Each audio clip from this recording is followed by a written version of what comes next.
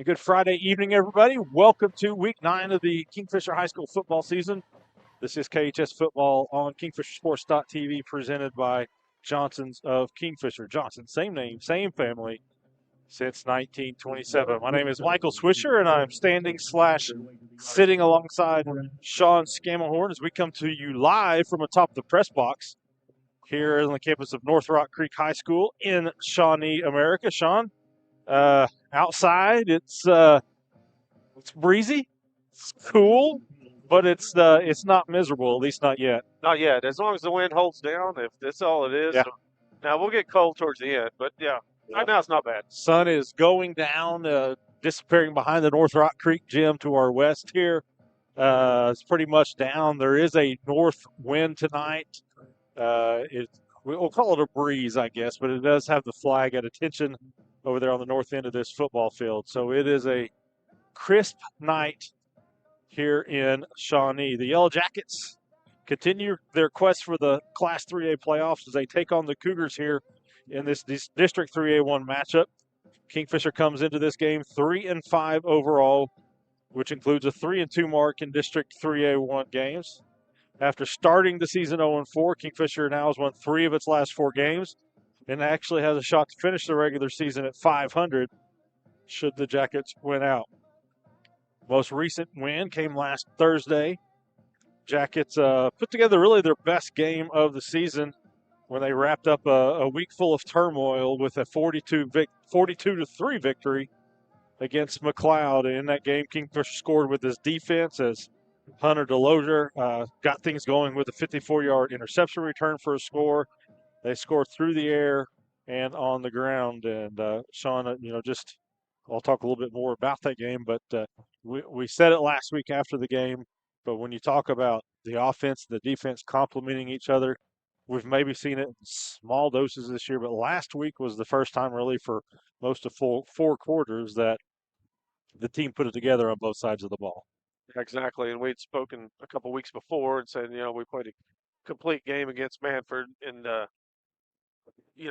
yes, we did. But last week was a better Yeah. opponent, and both sides of the ball just played outstanding. McLeod's a team that if things play out the way we think and truly hope for the Jackets, McLeod will be a playoff team. That is McLeod is a team that can, quote unquote, punch back, if you will.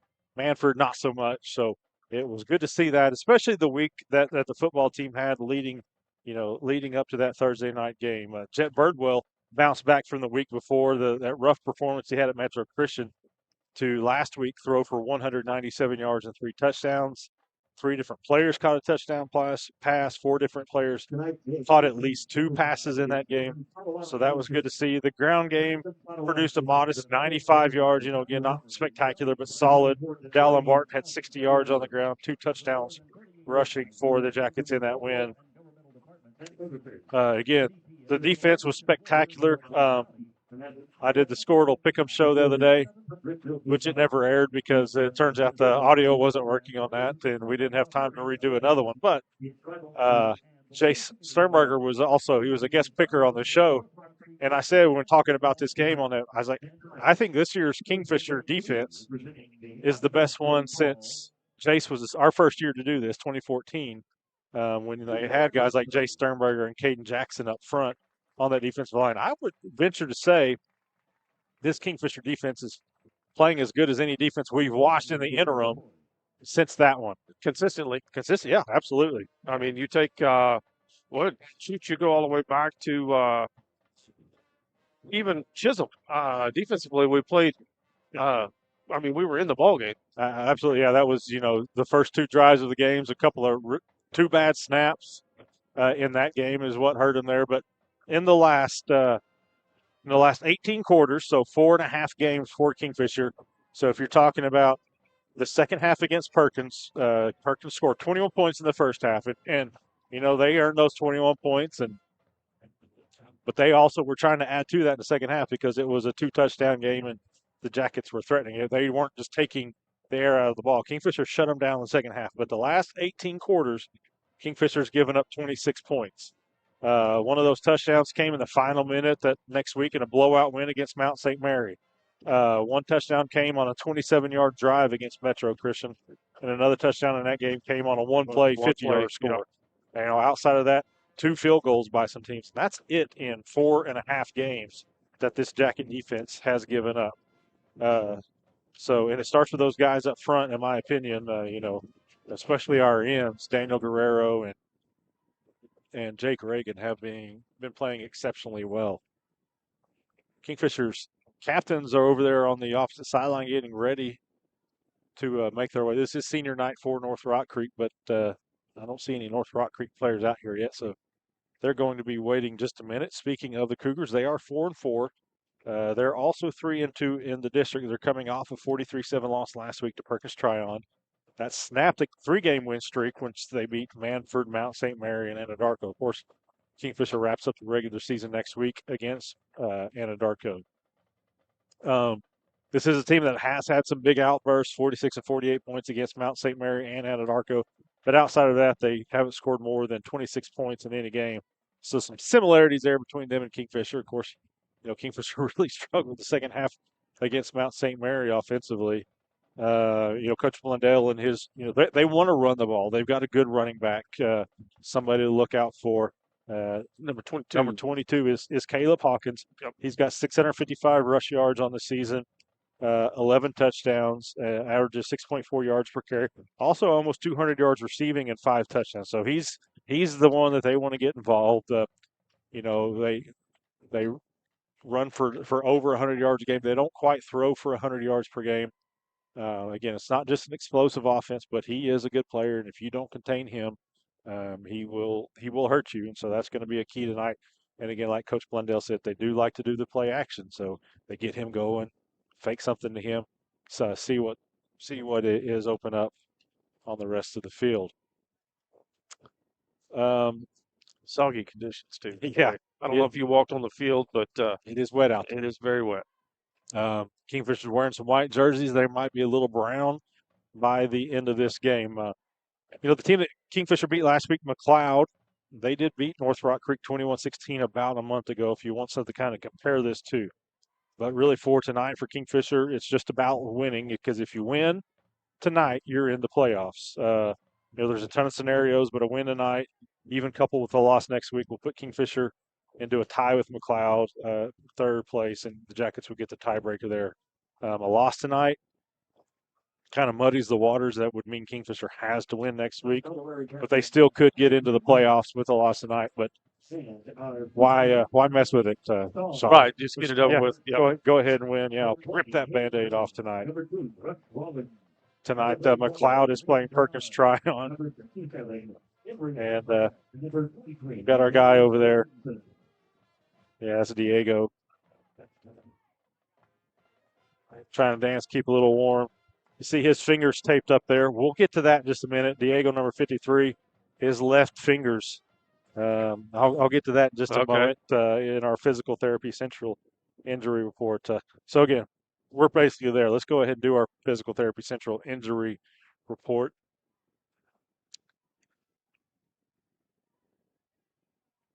Starting with Peyton Burnham.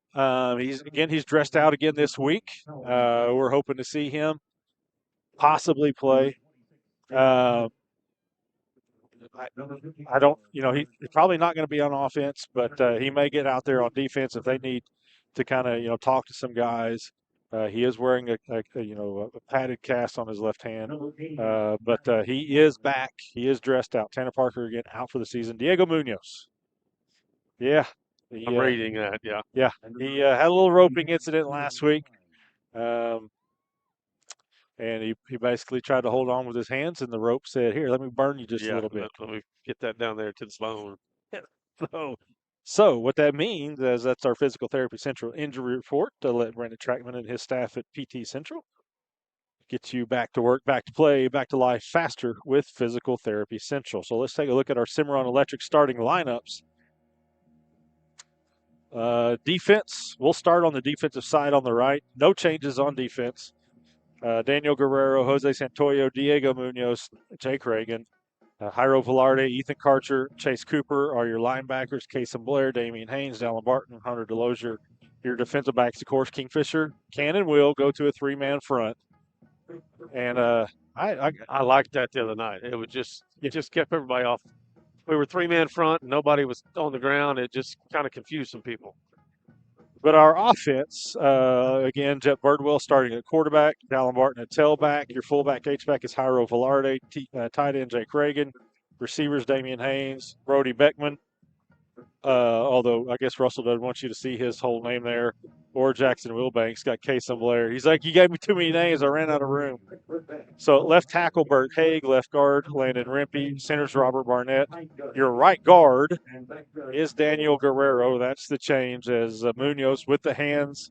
He's not going to start on the offensive front. They say, and Stan did say, if he does end up playing offensive lines, he better not get a hold tonight because his hands are not feeling too well. And then right tackle is Jose Santoyo. So those are your Cimarron Electric starting lineups. I don't know what the holdup is here for the coin toss. I think they're wanting the guys to run across them or something. I'm not sure.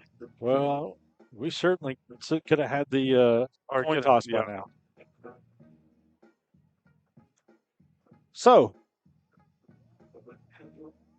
while we continue to wait for that, some other games in the district this week. Again, McLeod is at Perkins.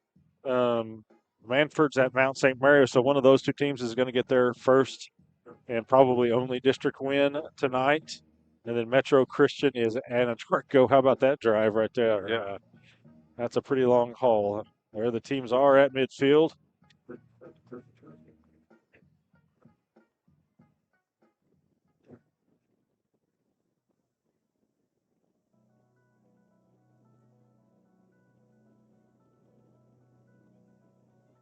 Been some pretty good music here tonight, too. Some good 80s rock pretty much all night long.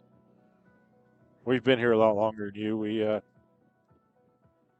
Yeah, you guys left early. I mean, you were eating a supper whenever 3 o'clock. Yeah, we left town. Yeah. We weren't even leaving town yet. We were at Jacket Express. So we're still talking about the coin toss here.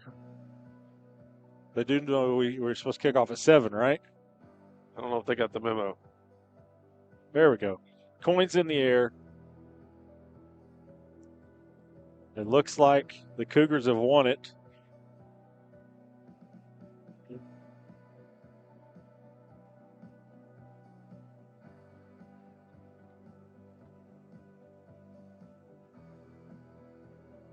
Yeah, it's about that time we can start talking about should the Jackets win and first round matchups.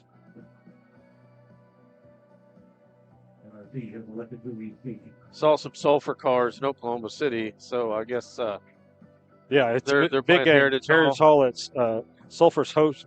Sulphur's at Heritage Hall tonight. Massive game. Sulphur last week knocked off Marlow, gave Marlow its first loss of the season. So Sulphur and Heritage Hall both undefeated in the district. Of course, Heritage Hall's got to host Marlow next week, so Marlow still can have a say in it. Plainview's got to play both Marlow and Sulphur, so Plainview could kind of muddy those waters. But if things play out the way we hope on our end and the way we think on that end, Kingfisher's probably going to go to Sulphur in the first round.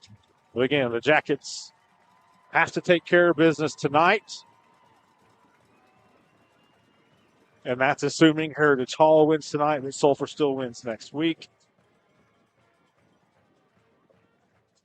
Which is not a given. As Sulphur plays Plainview next week, and Plainview is no slouch, as we know. Here are the Jackets taking the field for this Week 9 contest. This has been the Ovina pregame show. I want to thank everybody for joining us. Be sure and let us know if you're watching. From where?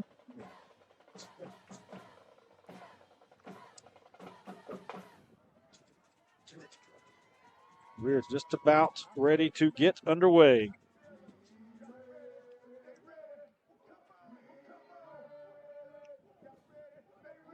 So did I see that right? Did North Rock Creek win and opt to take the ball? You know, I quit watching once I saw them discussing which side of the field to take, and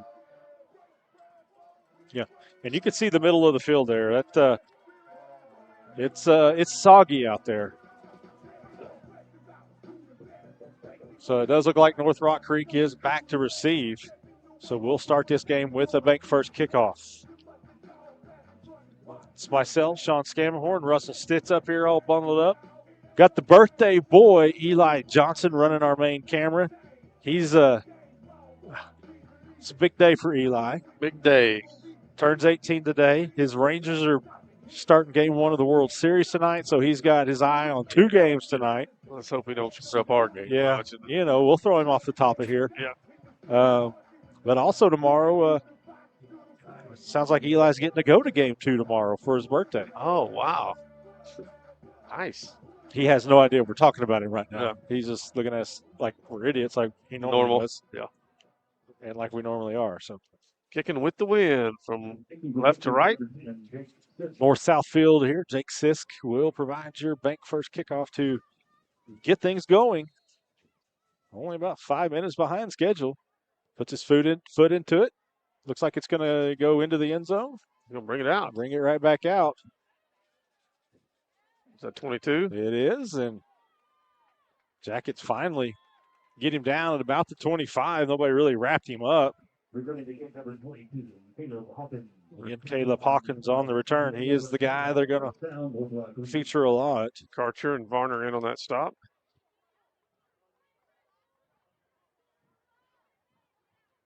So they spot the ball at the 25. The Jackets do come out in four-man front. Wide out each side. Two guys in the backfield. Going to hand off 22, just like you said. We'll get about three.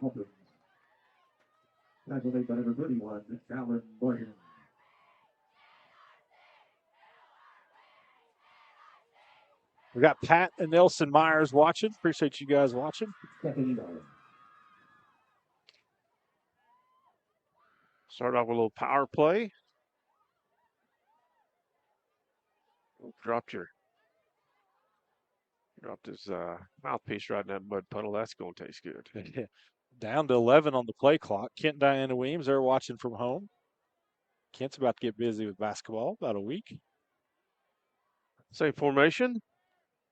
Quickly. Now ball's on the ground. In pursuit. Karcher's got a hand on him in the backfield. Oh, there's finished off with Barton and Reagan. So a loss on the play. And it looked like it was going to be an end around. It worked out for the ball. The ball happened to be right there. But it is going to be third down and long. Well, he might have made it right back to the original line of scrimmage. Well, I thought the official over here was marking way back at 25, but they gave him some forward progress there, so it's going to be third and about 6. One back set, twins to the far side. Quarterback is dropping back. Had time, has a man. Almost picked off. Delosier, great job turning around at the right moment. Got his paws on it. So it's going to be a Pioneer Internet defensive stand by the Jackets to start this game. Quarterback Landon Kilo completes about 52% of his passes. 8 TDs, 5 picks this season.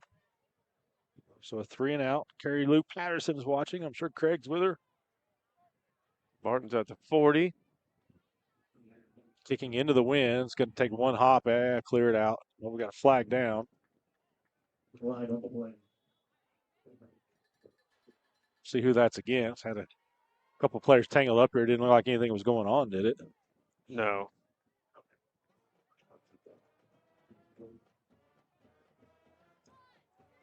Well, ball right now is at the 41, but we do have a flag down.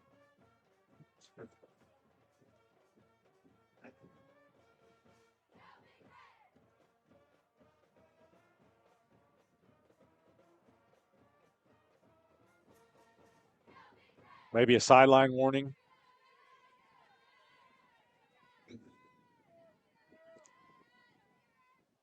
Come on, guys. Let's go.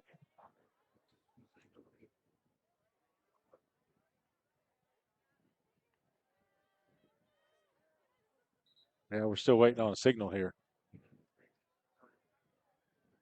Oh, holding. Oh, they did call holding on Kingfisher. That took a long time to call that. Yeah, and 2 trips over there, but that is going to back up the Jackets.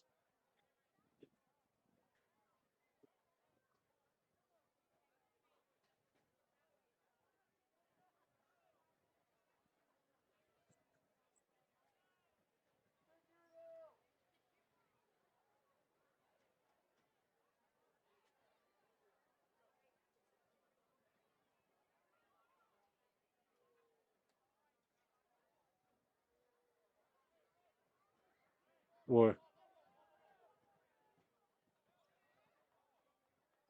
I am confused. Yeah, they couldn't give them.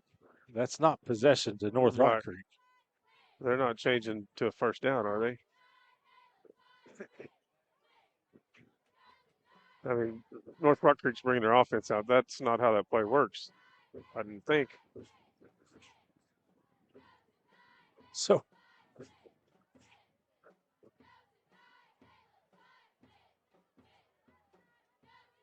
Hmm.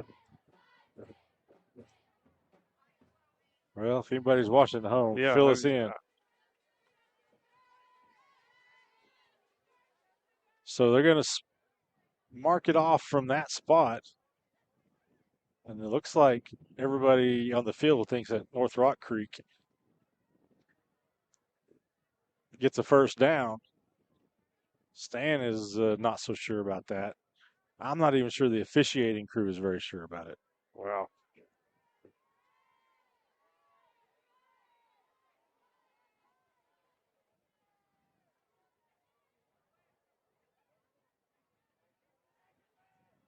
Well, they don't have a spot down here, so really and truly, they don't know where that point is. It was at the 41 at one point. I tell you what, there is mass confusion.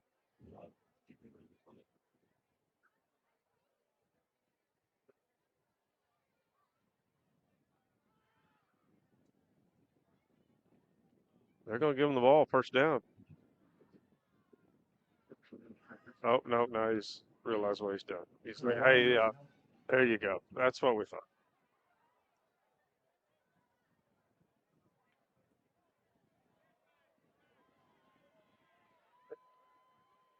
Wow. Yeah. So kind of what we thought should happen is finally happening. We think He they're keeps going going to, back. yeah, they're going to mark it. Should be a 31. Should be the 31-yard line. Yeah, Hey, yeah, and now Derek and them are, hey, the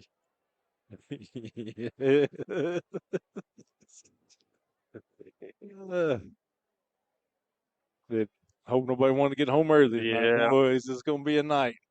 the circus is in town. Well, Like I said, they didn't put a spot down. so we're just going to say Kingfisher has the ball. It's own 21. 9:56 to go, first quarter. Yeah, there they go. You're right. Yeah. Oh, no. Okay, 31. There we go. Okay, There. 32. We're good. Let's go. Wow. Dun, dun, dun, dun, dun, dun. Steve Sanders watching as always. Appreciate him. He's watching each and every week. All right, now here's our offense taking the field. Are we sure?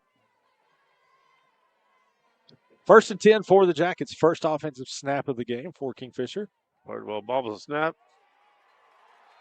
Well, nobody picked up the outside there, and Birdwell never really had a chance as J.J. McClain just comes in unchecked, throws Birdwell down for a big loss. Loss of about 9, maybe 10 yards. It'd be second 19. Him off the defensive end position over there.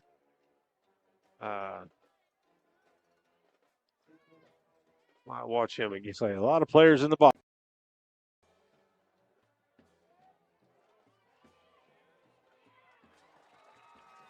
Ball carried by number 31, Dallin Barton. Tackled by number 51, Graham Hill. There is a flag on the play. Holding Kingfisher.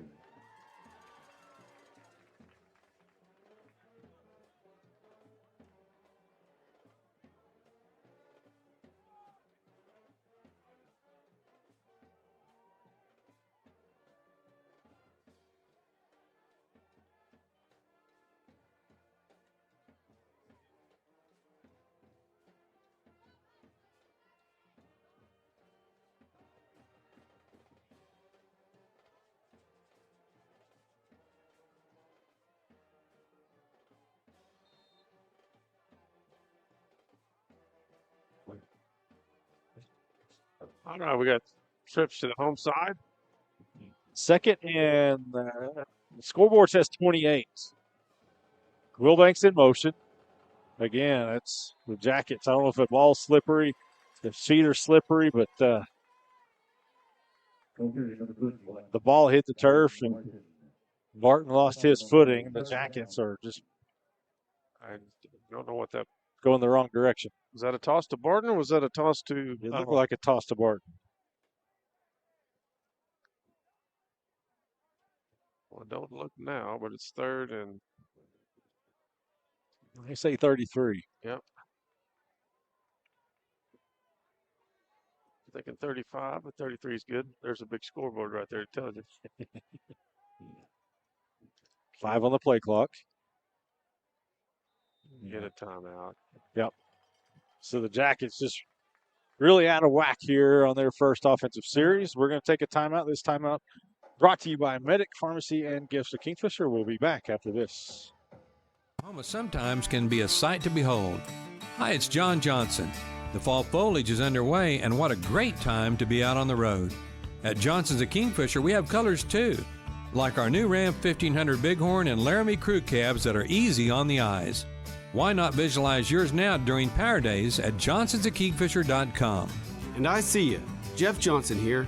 All the yellows and especially the maple trees that turn raspberry red standing loud and proud, just like our new heavy-duty Ram 2500 Bighorn and Laramie crew cabs. More torque, more payload, more towing, more color. Already got one? Then get set for winter with the service department we call family. I think it's why more folks are switching to Ram. Look for your new Ram truck today at a dealership you'll find in a place like Kingfisher. Johnson's of Kingfisher, Dodge, Chrysler, Jeep, and Ram. Same name, same family since 1927. Hands in motion. Rolls to his left. Tries a screen. Well, if he could have gotten that pass to Karcher. Karcher had some blocking and some room to run, but had overthrew him there just a bit. So the Jackets are going to have to punt deep in their own territory.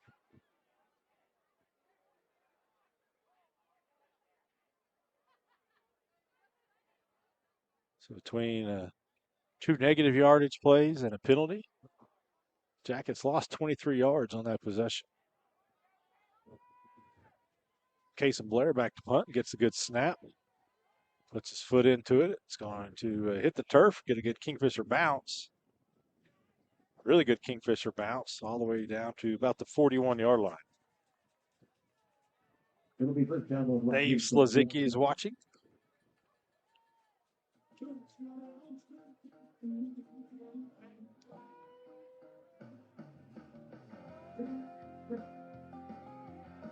They don't have the individual yardage markers here, so it's. Listen, I think Manford also is the same way, Yeah. right? Just assume. 8:05 to go first quarter. Cougars with their second possession of the night. Kingfisher 4-man front. Drop back pass. Looking for an outlet. Blair in coverage. Ball well overthrown. Little hand checking. Blair may have been held, and he may have been holding as well.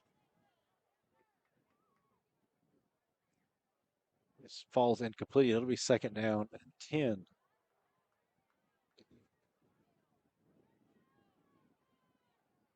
$7:59 to go first quarter.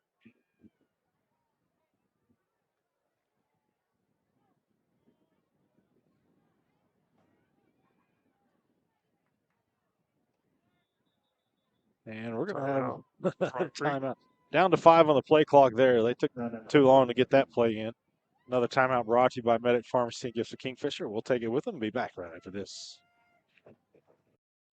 Wheeler Brothers Grain Company was founded in 1917 by Frank and William Bill Wheeler. Today, it boasts 19 grain elevator locations with storage capacity of more than 20 million bushels in central, western, and northern Oklahoma. That includes Kingfisher, Omega, Loyal, and Reading. Wheeler Brothers is also involved in fertilizer and chemical application, feed sales, and seed production. We also have several certified crop advisors ready to assist farmers with their needs. Visit our website at wheelerbrothers.com for more information or stop by any of our locations today. All right, welcome back. Each team has had a possession. Each team has punted. North Rock Creek now on the second play of its second possession. Each team has called a timeout. Neither team has picked up a first down. It's time to go one back in the backfield. That is Hawkins. Kilo passes over the middle, overthrows his man. It'll be 3rd down and 10. There is a lot of slipping and sliding out there. Footing is not good for either team.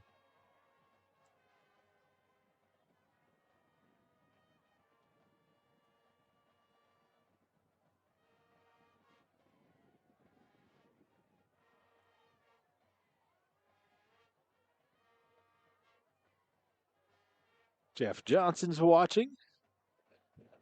Particularly interested in that camera work. 3rd down and 10. Trips to home side. Quarterback rolls to the home side. Looking deep. Blair's there. Wow. Got a flag. They're going to get him for interference.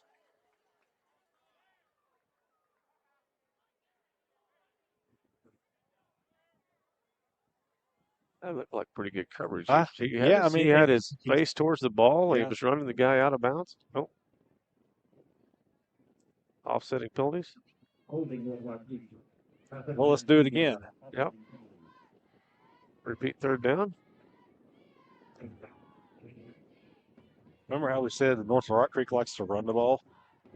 Yeah, the What have they done? percentages once again. One run so far. First snap of the game.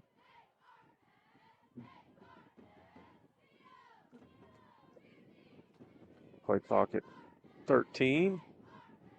Another quarterback drop back, looking for this screen pass. Back out of the backfield.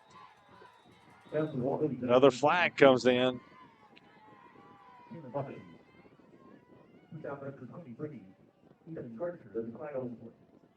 So a couple Jackets with their hands in the air. We'll see if somebody did something. Because that was way away from the ball. It's going to be holding. They go against North Rock Creek. Where's the spot? Why are you throwing this flag out here, boss? I mean, question is, are they going to know where to mark it from? So it gives against the Cougars. It is declined. So it's going to be 4th down and about, we'll say 6. So it looks like a Pioneer Internet defensive stand for the Jackets. Stan says no need to risk it. Give them another shot at it. We'll force them to punt from their own 44. Back to punt number 4, J.J. McLean.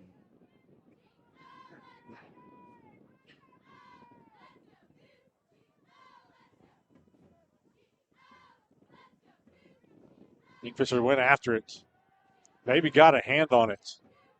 Sideways. There's another penalty. This guy just keeps throwing flags down here.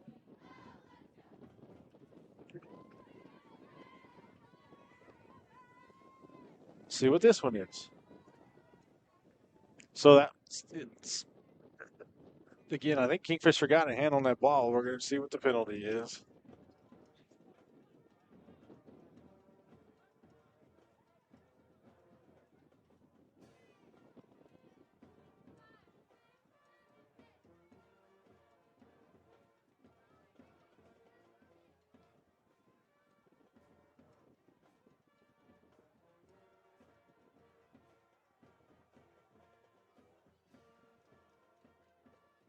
Oh, man.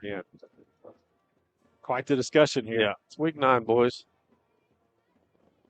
All right, here comes the call. Another one against the Cougars. So that'll be added to. It's not from that spot.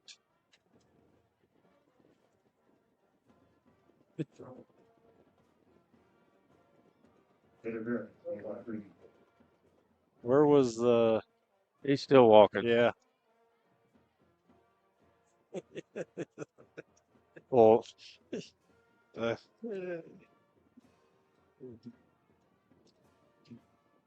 So great field position for Yeah. Kingfisher.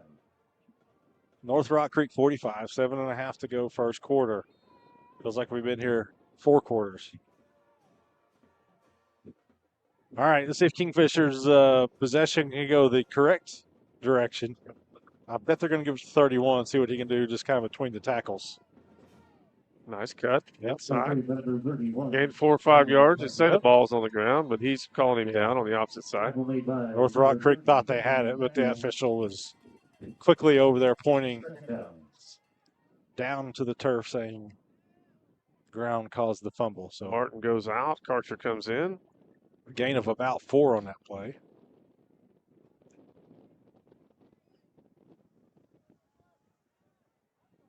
Pretty close coverage here on Blair. 10 on the play clock. Jackets get the call. He alerts his line. Quick pass to the near side. Haynes catches it. They're calling movement or something over here. I hear the crowd. I'm not sure what was happening. Well, it's an F&M Bank first down if the penalty flag allows it to hold, or to stick, I should say.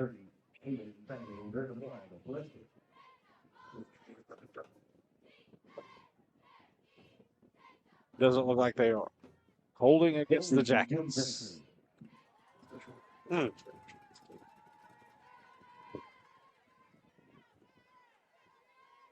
That backs them up to the 49 of North Rock Creek. Or it's going to be second down and about 14.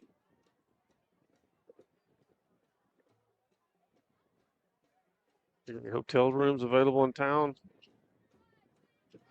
We might be here a while.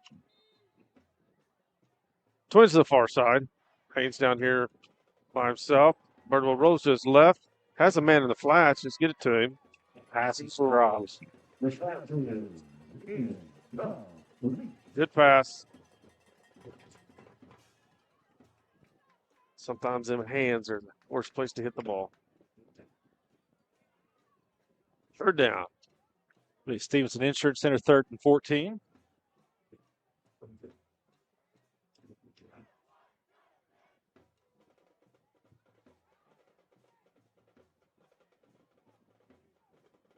Ball's near midfield. Clock is stopped at 6:37 to go in this marathon first quarter that we're not even halfway through. Birdwell rolls left, looks. Nice grab out of the air. Is that Haynes for a first Just down? went up and grabbed it. It's going to be awfully close. It'll depend on his spot. It's either, boy, I think it's going to be just shy. Let's see. 4th and short. The Jackets rush up to the line. Birdwell under center. Snap. Yep. There's your. Yep. Boy, he got it, but it got pushed back. But it is an F&M Bank first down for the Jackets on the quarterback sneak. First down. Great catch by Haynes. That ball was sailing high, and he climbed the ladder and got it. Put the Jackets in great position to pick up their initial first down here as we're approaching the 6-minute mark. For some reason, the clock has stopped. There it goes. Birdwell back to pass. Got plenty of running room. Keep going to your left, son. He tried to cut up inside and probably would have been better served just going to the sideline. Heading towards the sideline. Might have gained a couple of yards as it is. He may have lost a yard. Well, we'll say no gain. Second down and 10.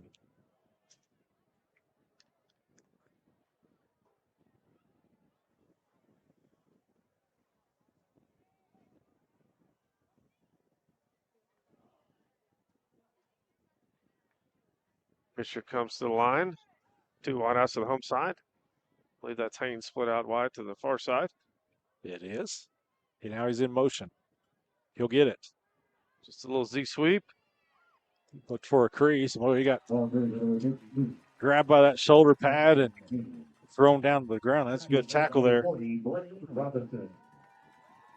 Excellent tackle. Gain of about 4. Lane Robinson, number 40, with the tackle. Stevenson Insurance Center, 3rd and 6, you say? At least. It's hard to tell. See what they say. They say 7, but I believe it's more like 6. Yeah. Barton in the backfield this time.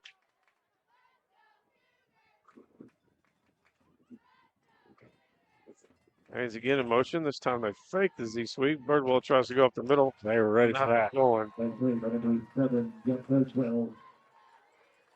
So it'll be 4th down for the Jackets. I don't think this is field goal territory. They do have the win. Jake Sisk has not missed one all season, but footing is not great out here. It'd be about a 47-yard attempt. So the Jackets will go for it on 4th down. Will makes wide to this side.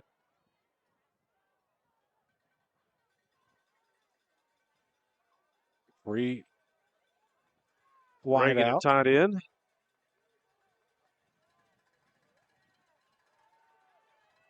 Throws in the middle. Yep, catch is made. They spot it. Looks like he's going to have enough for a first down. Get that spot right there. That is. Yep, that's first down.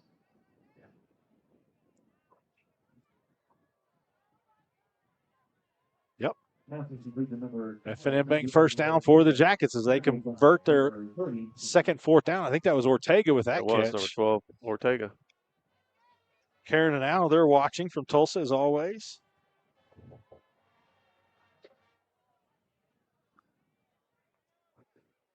Appreciate you guys. Trips to the home side. Reagan tied in on the far side. Barton is back in the game. Back to pass again. Good protection. Look in the end zone. Get rid of it. Get rid of it. There you go. Yeah. Birdwell does throw it away. It'll be 2nd down and 10. He had to get closer to you so he could hear you is what he was doing. Well, you had Reagan over here on the sidelines, and you had, I think it was Wilbanks going towards the end zone, but that was a heck of a throw if he'd have made that one. Good decision. He just waited a little bit longer. 2nd down and 10.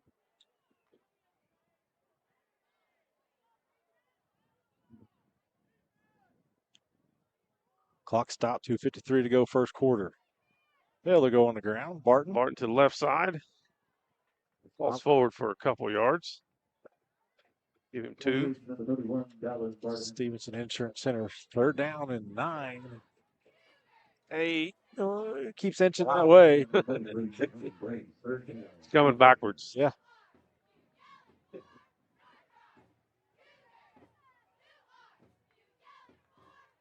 Scoreboard's calling it at 8. Archer in the backfield.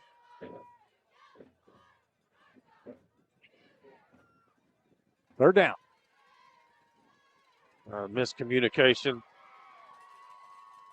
Birdwell just throws it away as he's under pressure. One of them went the wrong way. It was either Karcher or Birdwell. So it's going to be 4th down for Kingfisher. We'll see if they try out number 10 here. He's coming on the field. Yep.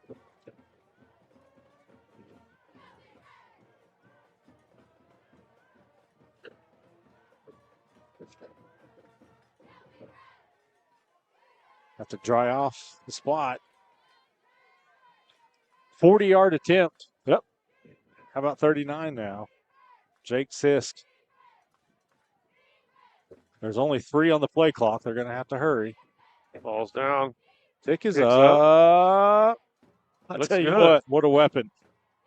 Jake. Oh, they say no good. You think it's no good? Huh. Where did it not go? Everybody on the field is, wow. We're going to stay right here because everybody on the field thought that was good. It was not short. No, the guys, I mean, those guys were right there.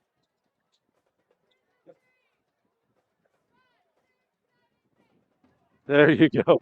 Oh, my Lord. Oh, Jake Sisk. 39-yard field goal. Jackets up 3-0. 2:01 to go. First quarter. We'll be back. Call Capital Roll-Off today for your next project. Our containers are great for construction, remodeling, teardowns, cleanouts, and junk removals. We drop it off, you fill it up, we haul it off. We also offer demolition services. Locally owned and operated by Corey Muggenberg, Capital Roll-Off has multiple sizes to fit your commercial or residential needs. Capital Roll-Off, call us today at 405-375-3333. Friday Night Lights is one of the best ways to spend your time in the state of Oklahoma. Kingfisher may be a small town, but we win big. Here at Jackson's and Kingfisher, your locally family-owned and operated Chevy, Buick, and GMC dealership, we share in that small-town pride. Whether you come by a new or pre-owned vehicle from our amazing sales team, or experience our great customer care from our service and parts department, every step of the way, we will treat you like family. All right, welcome back. Jake Sisk did kick a 39-yard field goal. It was initially called no good, which surprised everybody in the entire stadium because it looked good to everybody. Then another officials conference, they did call it good. So it is 3-0 Jackets. Bank first kickoff coming up by Sisk. As he remains perfect on the season. He has been a tremendous addition to this team. Kick. Oh, caught. The reverse. To Hawkins. Hold your ground. Wow, that's a great Good job. Well, we got to wrap up. I like the call because the way the footing is on the field, making Kingfisher have to quickly reverse field. And you saw a couple of Jackets there. Try to stop and change directions.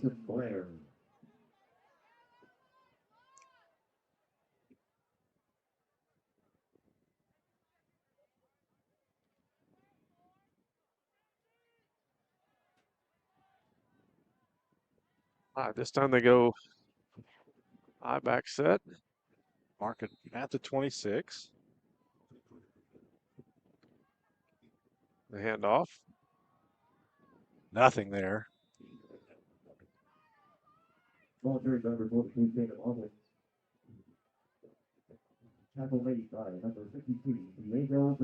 Clock moving, 1:35, first quarter. Got the Noose family watching, and I agree with you, AJ, on that. We'll just leave it at that. This has been a, what are we at? 7:36. I mean, we did get started about 4 or 5 minutes late, but still, this has been a long first quarter. 10 on the play clock. Two wide out to the far side. He's going to roll to his right, throw over the middle. Has a receiver. Immediately, I would say wrapped up by Barton, but yeah, has to have a help. Jackets are getting hands on them. They're not getting them to the ground quickly. That's the initial first down of the game for the Cougars. On that completion, gets it out to the 40. Quickly to the line. Again, they've done a lot of throwing into this wind. Not just a hard win as Hawkins gets it right up the middle. Play, just right up the middle. And that's what Stan talked about. Stan Blundell, the interim head coach, what he talked about in his defensive report is Hawkins, he will run the ball really hard for him. And that was he got the ball and was headed downhill. Cougars don't have to take a snap. I don't think they will. No, they're coming to the sidelines. Back-to-back first downs. They're going to try to carry that momentum into the second quarter. Kingfisher leads it 3-0. We'll be back with that second quarter right after this. Before the 1930s, most of rural Oklahoma didn't have electricity. With rural areas in such dire need for electricity, the Rural Electrification Administration was created. The REA made modest loans to create rural cooperatives. The first loan to a member-owned co-op in Oklahoma came on October 1st, 1936, to Cimarron Electric Cooperative. Cimarron completed construction of a plant and lines, and on December 24th, 1937, became the first to turn on the power. Since then, Cimarron's mission of bringing electricity to its members has been nothing short of successful. Farms have grown and become more efficient. Oil and natural gas companies have set up shop, and our membership grows every year. Thank you for being part of Cimarron for all of these years.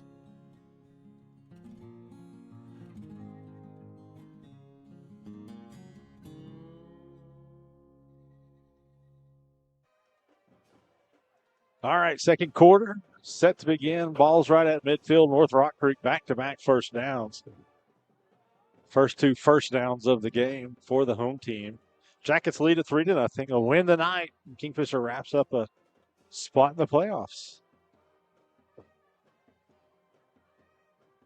Back to Hawkins. Again, boy, he does.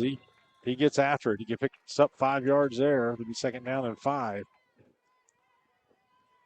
He's able to get that head of steam. And Ball carried by number 22, England Hawkins.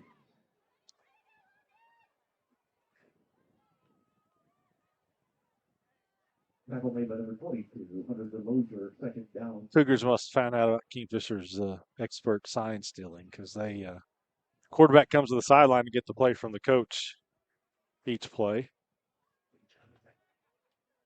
They don't signal in their plays. Looking to his right, throws. Might have got the first down. And I believe they gave him the yard to gain. Now, DeLozier with the tackle. It's going to be right at the marker. Vesuyos watching from home.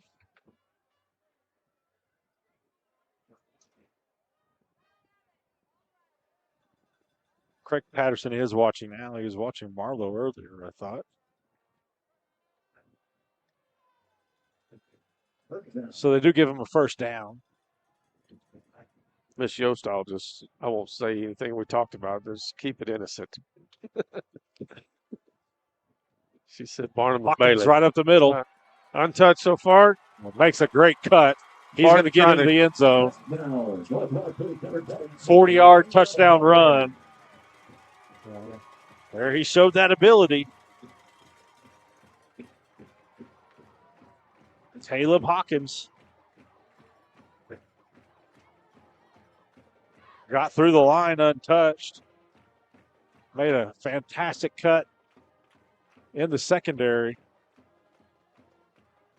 And North Rock Creek has the lead, 6-3.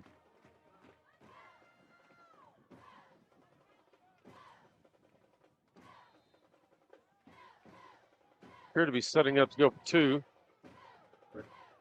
Need an extra player. 16 on the play clock.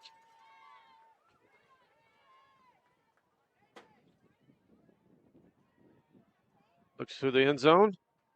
Throws across the middle and is incomplete. So the 2-point conversion is no good, but North Rock Creek takes the lead on the 40-yard touchdown run. It's 6-3 Cougars. We'll be back after this.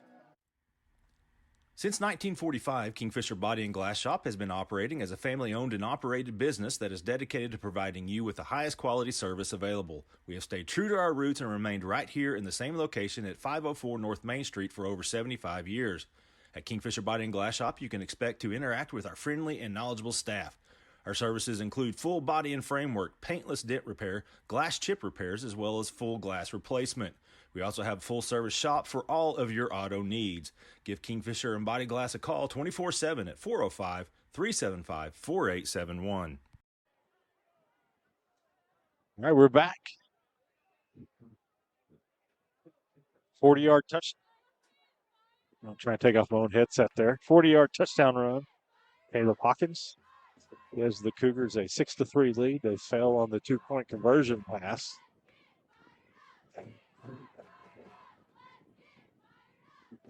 Well, there's just a ton of confusion out here. We did have Coach Lundell out talking with the officials there during our commercial break. Not sure what he was voicing his displeasure about, but he was. High pooch kick. Haynes mishandled at the 20, picked up.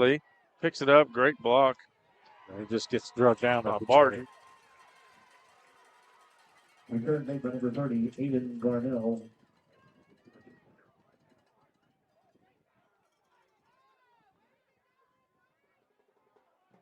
So the Jackets will have it there at the 10:24 mark. Picked up a couple of first downs on their last possession. Still had to work for both of them. Converted 2 fourth downs. Did the Jackets. Had great field position and ended with a 39-yard field goal that the officials didn't want to call good, but they eventually did. Third possession of the game for Kingfisher. First one trailing. All right, now we get the signal to go.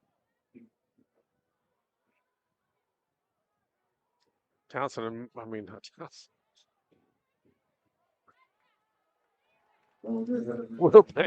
Will Banks got it there. Yeah. North Rock Creek just stretched it out. He couldn't cut up field anywhere or didn't feel comfortable doing it. No gain on the play. Gain. Second down and 10.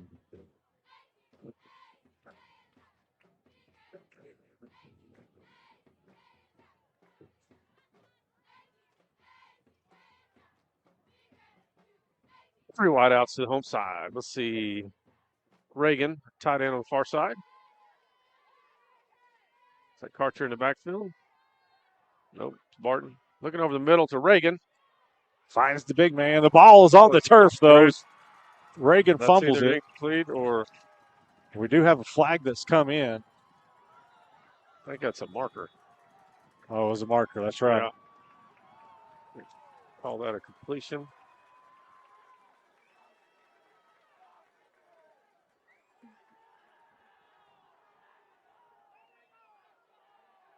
Is there a flag? I thought I saw something yellow down there. Yes, I think an orange marker that one got through. No.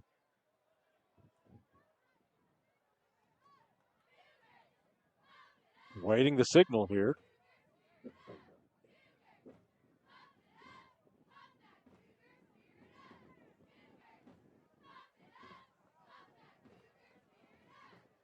So it will be a fumble by the Jackets. They turn it over.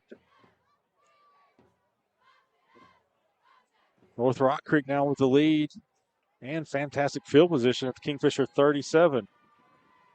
First down, North Rock Creek. Great catch by Reagan, just unable to bring it to the ground. Yeah, as soon as before he could really even spin out of it, they were stripping that ball out of his hands.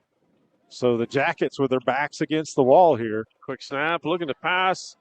Reagan in on the quarterback. He just gets rid of it wisely. Reagan took out some frustration there as he and Guerrero were both closing in on the quarterback. Kilo just got rid of it as he was getting smashed to the ground by number 2.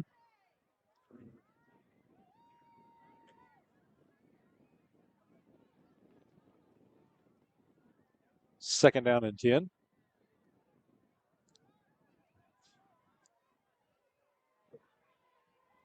One back See set if this they time. go back to the ground here. And they do. Finds a little running room on the side. He is hard to bring down. Yeah, Coach Glendale said these are a lot of the same players as a year ago. They're just bigger and faster and stronger this year. And right now, Hawkins, his initial gap wasn't there, so he just bounced it to the outside and manages to pick up a first down.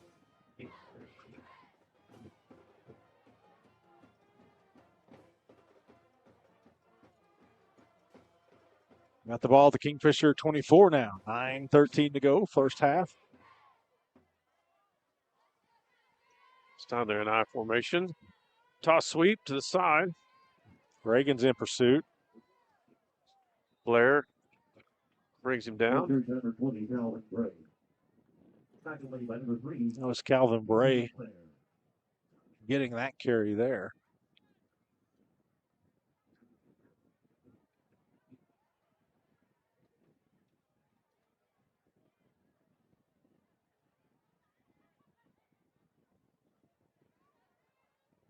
Will be second down.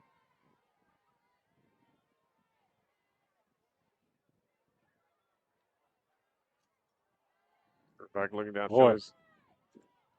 Got plenty of balls in the great air. job, Deloger. He was there. And I was watching that. Reagan is furious because there was a massive hold there, and he's just looking at the official with his hands in the air. It's like, you're right there. You did not see that.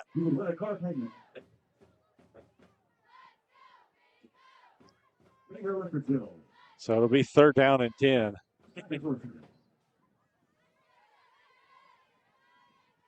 Brought number 22 back in the game.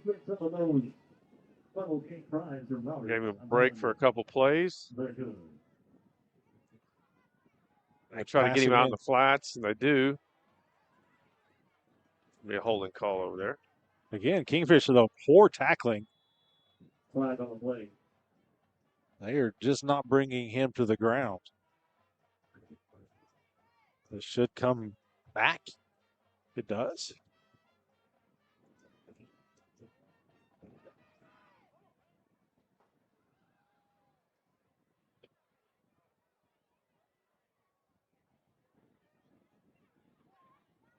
Interference push.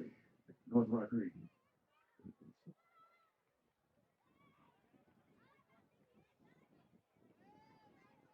Okay. Our band will be performing a lights out performance during halftime. We would like to ask you to stay in your seats during the halftime performance. The lights will be turned out. What do we say? They about to turn the lights out? They say that? All I could hear was wah, wah, wah, wah, wah. At halftime. Stay in your seats. Oh, gotcha. It's like, are we about to lose power up here? Yeah, it's kind of like Charlie Brown up here, Charlie Brown's teacher. 3rd down and 20. Go put it on the ground. Hawkins. I tell you, they're not wrapping him up. I mean, easy for me to say up here. They're getting hands on him, but he's running right through some of those tackles. It's going to be 4th down and long for the Cougars. You've got to think they're going to go for it. 8 minutes to go, 2nd quarter. Big defensive play here for the Jackets. We'll say it's 4th and 12.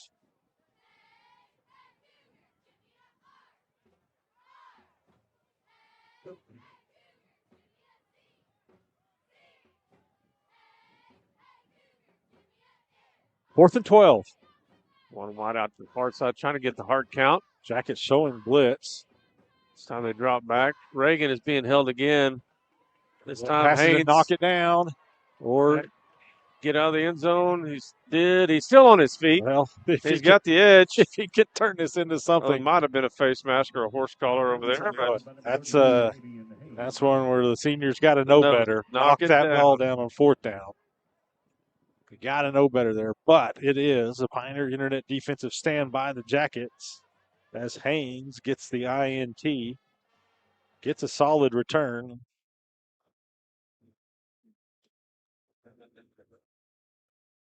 You got a penalty flag on the far side, of course. Face mask. So that is going to benefit the Jackets. You called that, Sean. I thought you saw that. They're on that far side, so that's going to aid the return. So as it turns out, Damien's a lot smarter than both of us because Damien got lucky. Kingfisher gained some yards out of that after all. All the way out to the 40.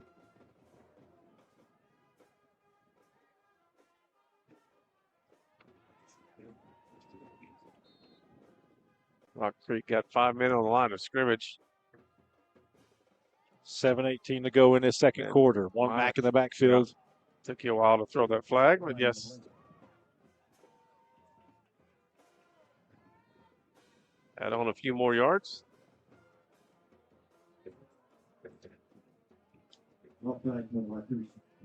Interceptions get smarter and smarter. 1st and 5.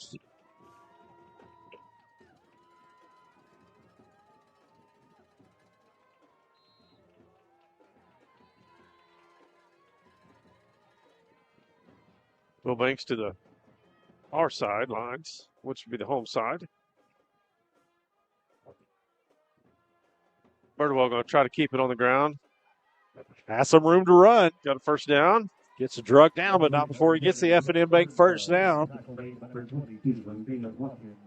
Tell you, Bert Haig was Man, Burke Haig took his guy all the way to the 30-yard line. He was 30 yards from the line of scrimmage, blocking his man all the way downfield. Went to the whistle. Got to appreciate that. Yeah, absolutely. Well, that's just one thing we want to see more of from the offensive line is just see them assert themselves more. They just haven't been able to be consistent all season long. 7:10 to go here. Trips to the far side. Down to 8 on the play clock. Got to get it in quickly. They're not getting it in quickly. Got to call timeout. He did. Yeah, he got the timeout called. Well, 7:10 to go, second quarter. Jackets trail at 6-3. This timeout brought to you by Medic Pharmacy and Gifts of Kingfisher. We'll be back after this.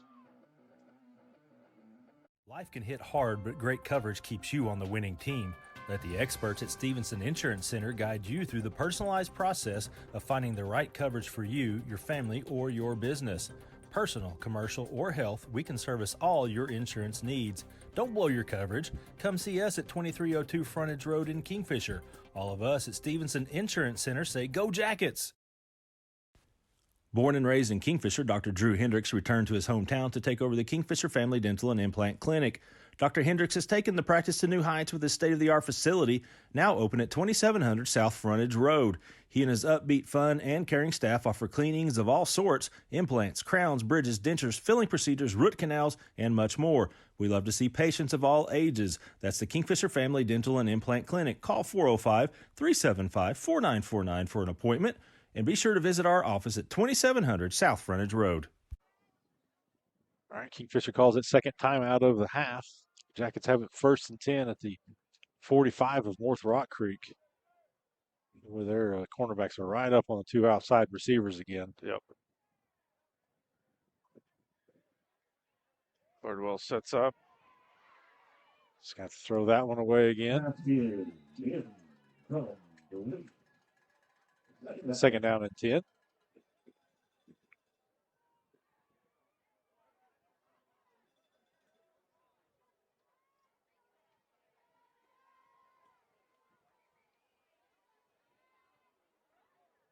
Stops the clock. 7:04.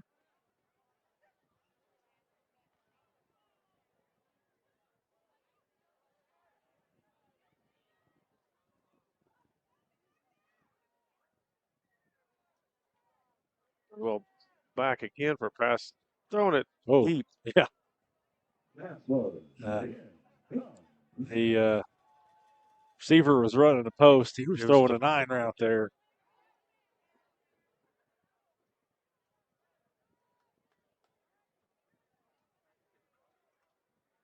Got Ross and Lou Barrick. They're watching tonight. I think I missed that one earlier. Stevenson Insurance Center, third down and 10 for the Jackets. 2 straight incompletions.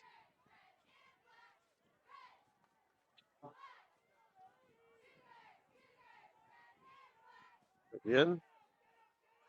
Bardwell was looking, didn't have anything that he saw, so got back to the line of scrimmage. Now, I think they're going to get the Cougars there. Now they're going to get the Jackets there.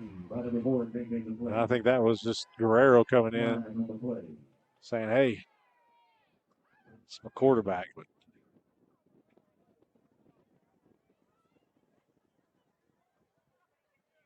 two flags come in. And I think they threw down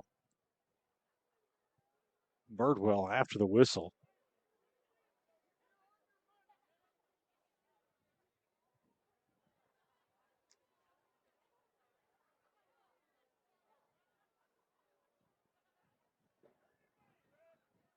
Are these dead ball fouls? I don't know that they know.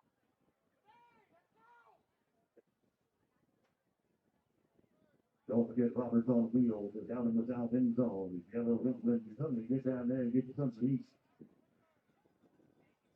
Part of the OT, the RC football program. Personal foul, Wolfbar Creek. Called the same one. Well, All right. 2 flags. Only one personal foul was called. That was against North Rock Creek. So that should give him a first down, should it not?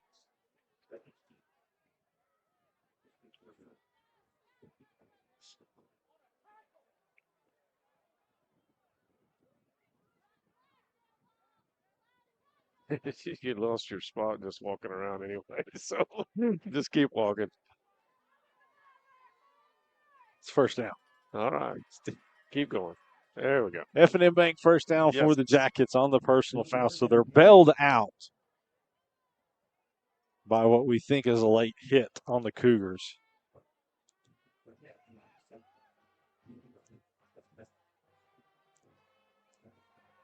So the Jackets there went with 3 straight pass plays.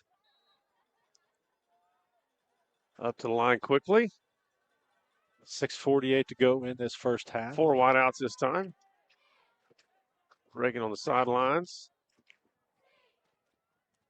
Straight drop back. Looking at end zone. Has time. Ball's in the air. It's intercepted. Picked off. Ortega was the intended receiver.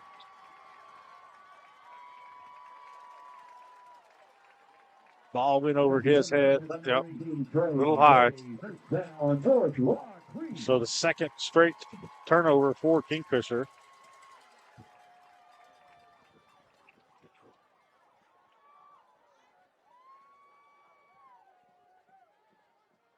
Comes at the 6:39 mark.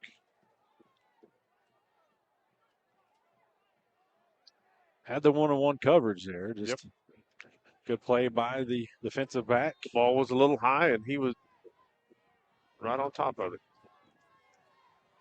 First and 10 for the Cougars at their own 20. Put it Hawkins on the gets ground. Try to get to the outside. He does. Bart comes in, unable to. He's not wrapping up. He's just coming in and hitting. Yeah. That's not going to do the trick with Hawkins. Tackle made by number 32. Damian Hayes. First down run.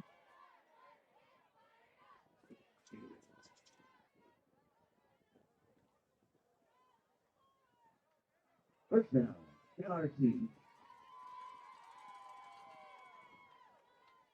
This time Kingfisher showing blitz. Again, a handoff. A holding call. Flag on the play. Should negate that run.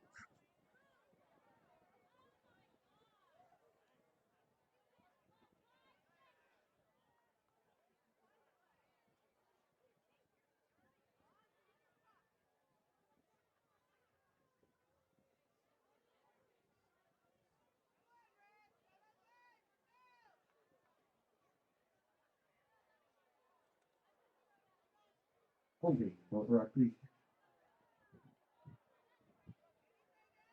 Pushes them back to the 21-yard line. It'd be first and about 20, 21 yards here. With the wind behind his back. A high snap. Quarterback's going to try to keep it. He throws underneath, completes the pass. Defensive end is just getting. He might as well have his jersey with him. Guerrero's not very happy with it. Yeah.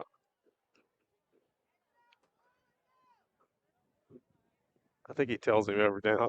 He's holding me. Yeah, we know.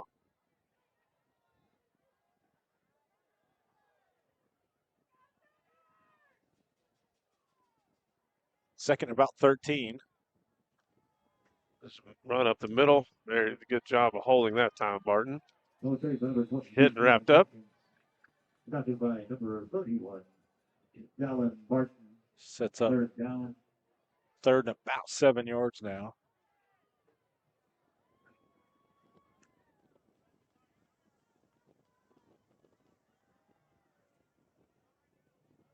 They mentioned the wind died down tonight, but I don't know that it's died down. I know. That or their definition of it, mine are two totally different things. 11 on the play clock.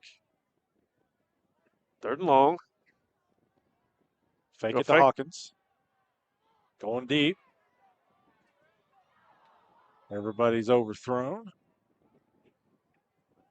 Haynes on the coverage. It'll be 4th down. Pioneer Internet defensive stand for the Jackets. Once again, our band will be performing a lights out show at halftime. Will the lights go out? Please remain seated. We want those flames again. I think I caught that lights out show at halftime. Yeah. We're going to have our own lights out show at halftime, too.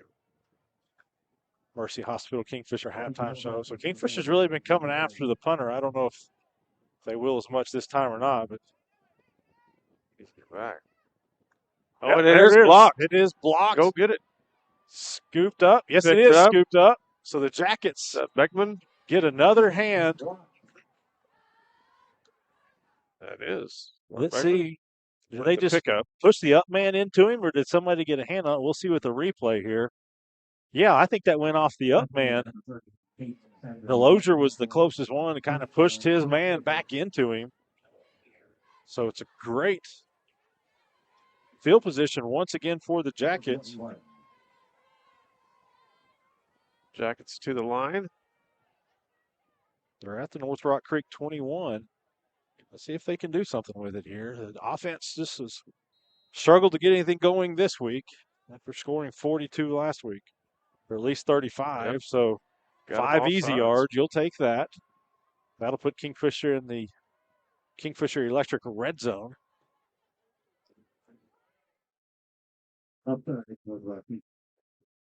Here's that block again. Yeah, Delosier. Either Delosier got his hand on it or he pushed the up man right into him. Either way. Big play for the Jackets.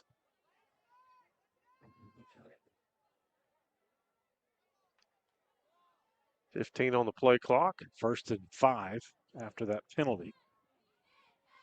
Blair way wide.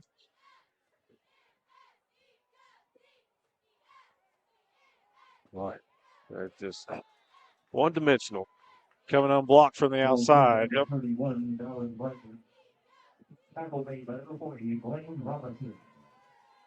Robinson just crashes in and nobody's blocking him, so easy tackle there. No gain on the play. It'll be 2nd and 5.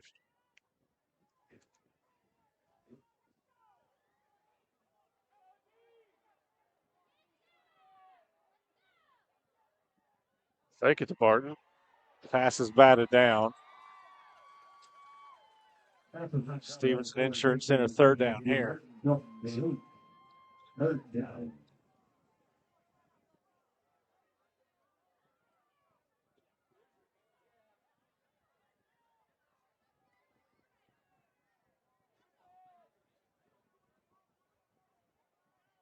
Third down and 5. 18 on the play clock. Jackets still haven't got the call in. Down to 10. They're going to have to hustle up. You have to burn another timeout. 5. Birdwell's just going to run it. Runs into a wall. Picks up a couple of yards, but it's going to be 4th down. So now Coach Blundell making the decision. I think he's bringing out his field goal unit again as Jake Sisk is going to attempt a field goal. See where he's going to be about a 31-yard attempt by Sisk here. Zebra fell down in the water.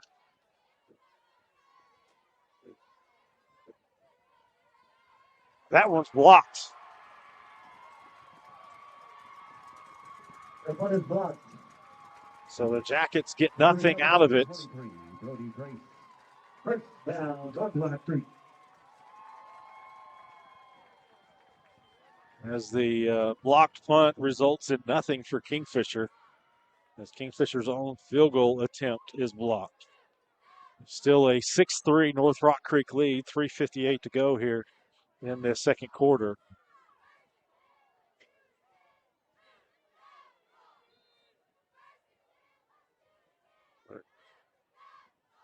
Towards the far side. Going to hand off. Just try to keep it on the ground there. Hawkins, nothing there, maybe a yard. Ball 3rd down and 22. Caleb Hawkins tackle was made by number 55, Jose Santoyo. Second down.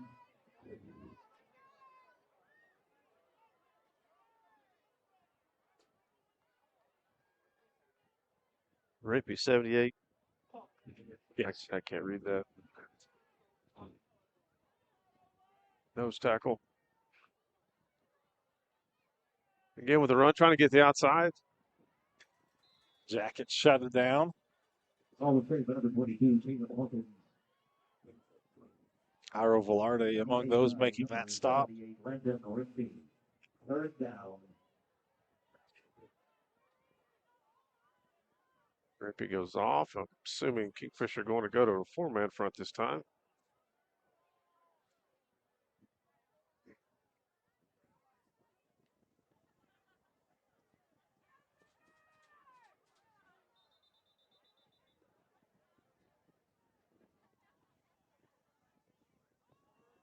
No.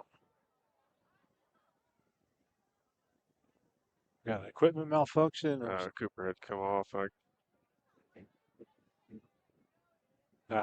I think his knees were showing. Third down at 6. And off again, go reverse, trying to pass. Guerrero's there.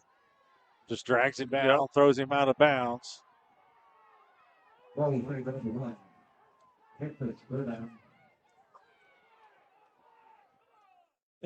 It's a pretty good tackle. I mean, I'm not down there, but it didn't look like. I mean, we're looking at the replay there. Was he out of bounds when he threw him down? It certainly wasn't after the whistle, but that's another Pioneer Internet defensive stand by the Jackets. Good job by Guerrero. He read that one. So Kingfisher's been coming after them. They've got. Showed it again. Low kick. Great kick because it's going to roll, but picked up. Martin tried to get to the edge. No blocking because everybody was trying to block a kick there. I want to say hello to the Kingfisher High School cross country teams. Are all out at Coach Kerry Lafferty's house tonight with a pre-state meet meal get together. Wish them the best of luck tomorrow. Got two boys running. They both qualified. Then our girls team is ranked second. Edmond Santa Fe, get out and support them tomorrow, late tomorrow morning in the Class 4A state meet. Hand off to Barton. Tries to get the right edge. Still picks up about 5. Maybe 6. Let's call it 5. So, yeah, get out and support the Lady Jackets tomorrow. They running for a state title. They're going to have to run the race of the season, but certainly something they are capable of. Excited to get over there and watch them tomorrow. 2nd and 5 after that run by Barton. That's Will Banks. He gets it. Tries to cut it underneath. It's a couple. Stevenson Insurance Center, third down. The Jackets down to a minute and a half left here, though. Going to have to get something going. Only one timeout remaining.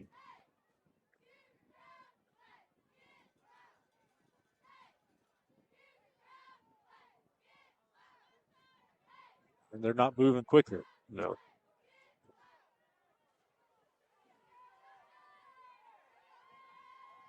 Already 25 seconds off the clock here. Beckman in motion. Birdwell going to keep it on the ground. He ran right behind Karcher. I think he's going to get the first down spot. That'll be an F&M Bank first down. So should stop the clock. Finally did, but after about 5 seconds, ticked off there.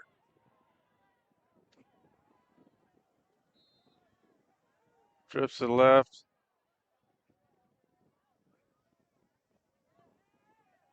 Birdwell looking downfield.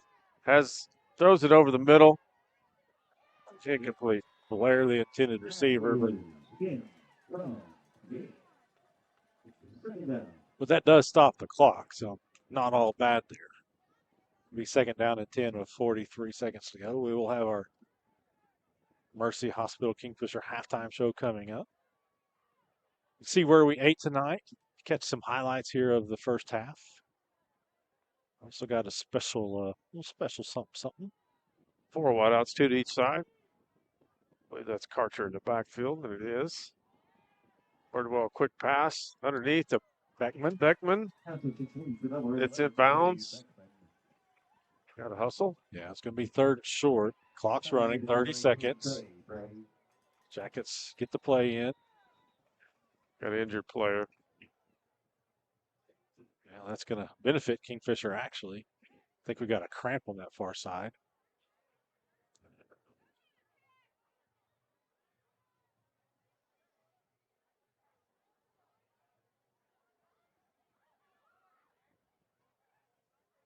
We'll be third down and about 3 once we get back up and going here. 24 seconds showing on the clock.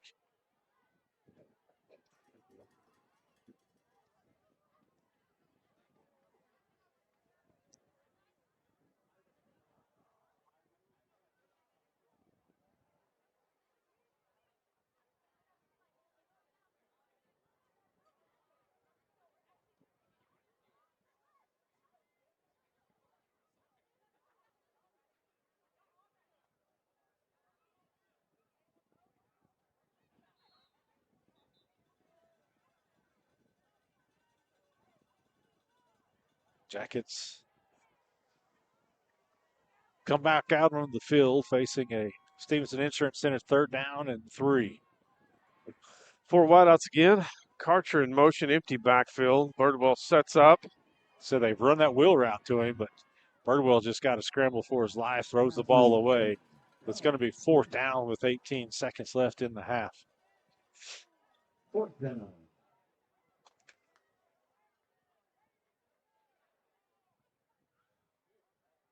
Well, you don't.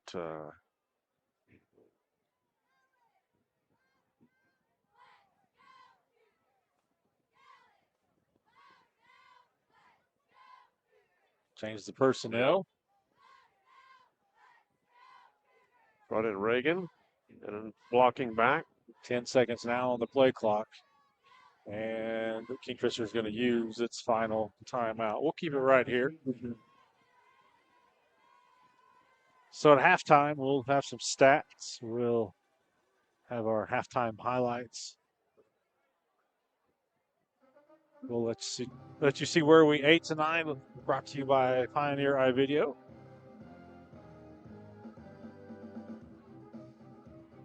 And again, a little special something we got. Well, you keep saying special a lot. I sure hope it is. I'm suspenseful.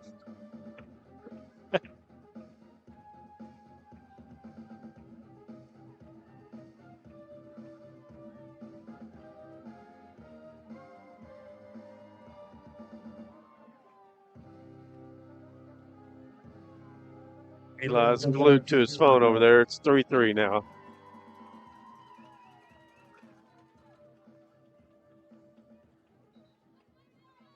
Fourth down. All right, fourth down for the Jackets. Fourth and about 3, 18 seconds left in the half. Kingfisher's at the 35-yard line of North Rock Creek. Unable to get just almost nothing going offensively tonight. See if they can get something. Martin out the flats. Birdwell has the time. Looks, throws off his back foot. Yeah, that loses all momentum. Got a flag down. It's usually in the area of holding. We'll see what the call is. Holding. Yeah. Holding. Kingfisher. So there's a hold against the Jackets. I'm going to assume they say no thanks. We're going to take the turnover on downs. Yep.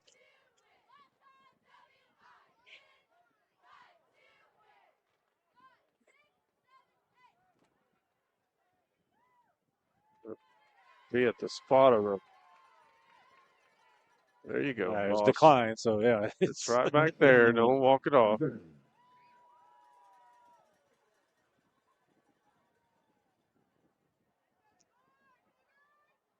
of wanted to say earlier I wouldn't give them the ball back for the win, but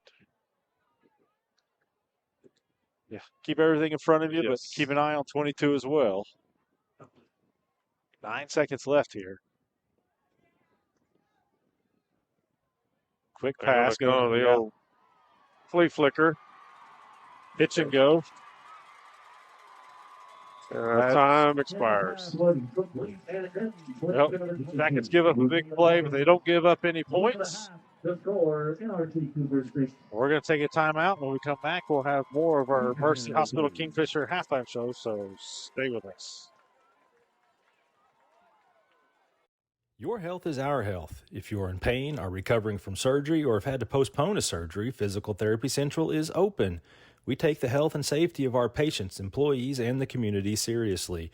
Our clinic is clean and safe so you can get the health care you need. Get back to work, back to play, and back to life faster with Physical Therapy Central. Schedule an appointment today at ptcentral.org or call 405-375-5654.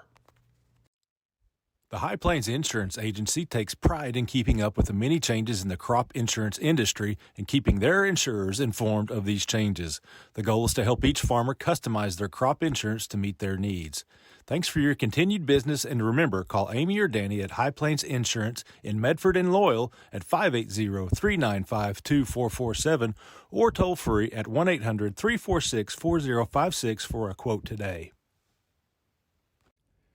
As one of North America's largest producers of oil and natural gas products, Oventive believes safe, reliable, and affordable energy is fundamental to making modern life possible. We also believe in building strong relationships in the communities where we operate. Locally, Oventive is proud to employ 150 Oklahomans and support our schools through scholarships, sports funding, and FFA sponsorships, preparing the next generation for success. In business for 30 years, Cheap Brothers Insurance has more than 150 years of combined experience ready to serve you. We are an independent agency that represents all major companies, which allows us to tailor to your specific insurance needs. No account is too big or too small as we offer home and auto coverage, but also specialize in commercial accounts.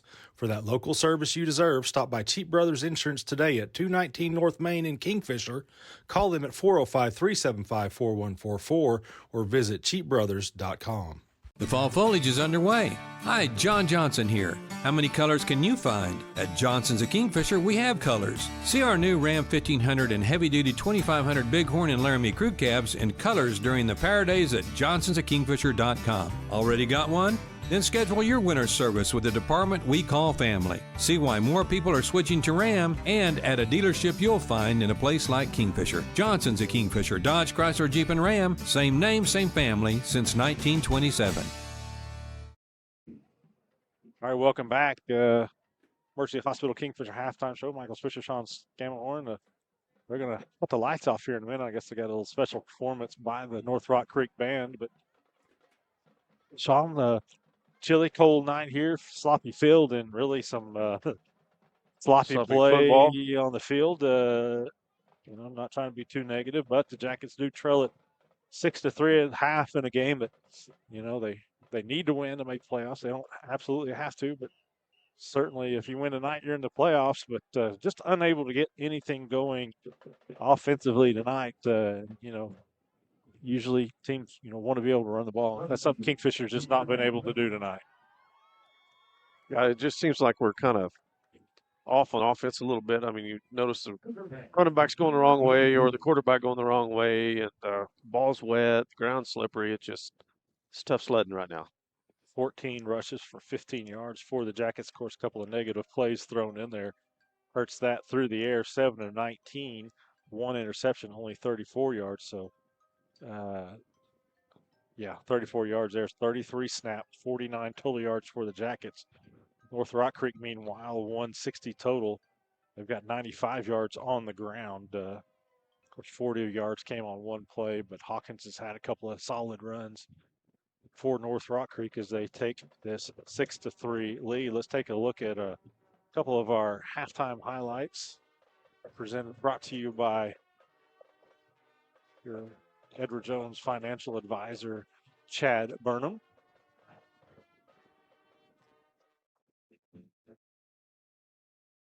As early on, one of the first snaps of the game is it was a bad snap and allowed Kingfisher to get after there. But the Jackets on their first possession, able to convert a couple of fourth downs. That pass was to Damian Haynes as he snagged that one out of the air. And then Damian grabs the interception here. This was fourth down. Should have knocked it down. Ends up getting lucky because the Jackets are able to get some yardage out of a face mask on there. One of the few good runs by Kingfisher tonight as Birdwell is able to run for a first down. And then special teams play here as Kingfisher gets the block punt. I think that's 22 Delosier who was right there. And Daniel Guerrero on the last real possession of the half by the Cougars. Might have been out of it. Yeah, it was close. But you also just can't let him go either right Yep. there. So, again, not a lot of offensive highlights, but for the Jackets. But you want the field goal? I mean, the field goal's not in there? Oh, well, Oh, we did have a couple of issues earlier on with our replay, so we didn't catch all of the plays. But the field goal, the Kingfisher, as Jake Sisk kicked the 39-yard field goal, they initially said, that's no good, came back and said, okay, maybe it was good. So let's take another quick timeout here. When we come back, we'll show you where we ate. And I think we got a couple of special video clips, so stay with us. We'll be back after this. F&M Bank loves giving back to the communities we live and serve in. Banking with us ensures your money goes back into your community. Our goal is to provide you with reliable banking you can trust, delivered with unique passion for service. F&M Bank has all the modern banking services, mobile banking, lending, reward checking, electronic checking, and more. We invite you to come see us at any of our 8 locations. Come find out what relationship banking is all about. F&M Bank, member FDIC, equal housing lender. Kingfisher Family Eye Care has been serving Kingfisher and the surrounding communities for over 40 years. Dr. Sykes and McMullen strive to provide thorough, efficient, and modern eye care in a comfortable, relaxed environment with a small-town feel. Dr. Sykes and McMullen not only prescribe glasses and contact lenses, but diagnose and manage eye diseases such as cataracts, glaucoma, macular degeneration, and dry eyes. They also have a wide range of glasses and sunglasses to choose from. They are accepting new patients at this time, so give them a call to schedule your eye exam at 405-375-3128. And we're back. Mercy Hospital Kingfisher halftime show. Lights are out. Here's North Rock Creek's band putting on a special performance. And speaking of special, we got a special little hello here from the cross-country teams as they're having their pre-state meets gathering at Coach Kerry Lafferty's house. I don't know if you can hear the volume on that or not. They're nice and warm there. I don't know. Play it again and I'll shut up. Maybe we can hear them this time. Or maybe they can hear them at home. Okay. I just want to make sure everybody can hear them at home because you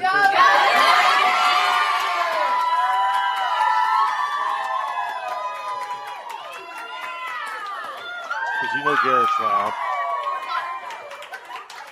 Yeah. Oh, yeah. You can tell she's loud there. Anyway, so again, cross-country teams tomorrow, the Lady Jackets running for a state championship. Already know that they are the academic state champions in Class 4A.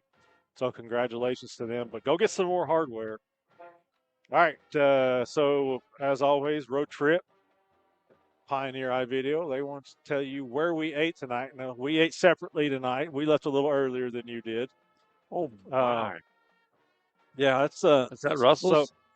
So we asked Eli. So today's Eli's 18th birthday. So it's Eli, tomorrow's your birthday. Where you want to eat?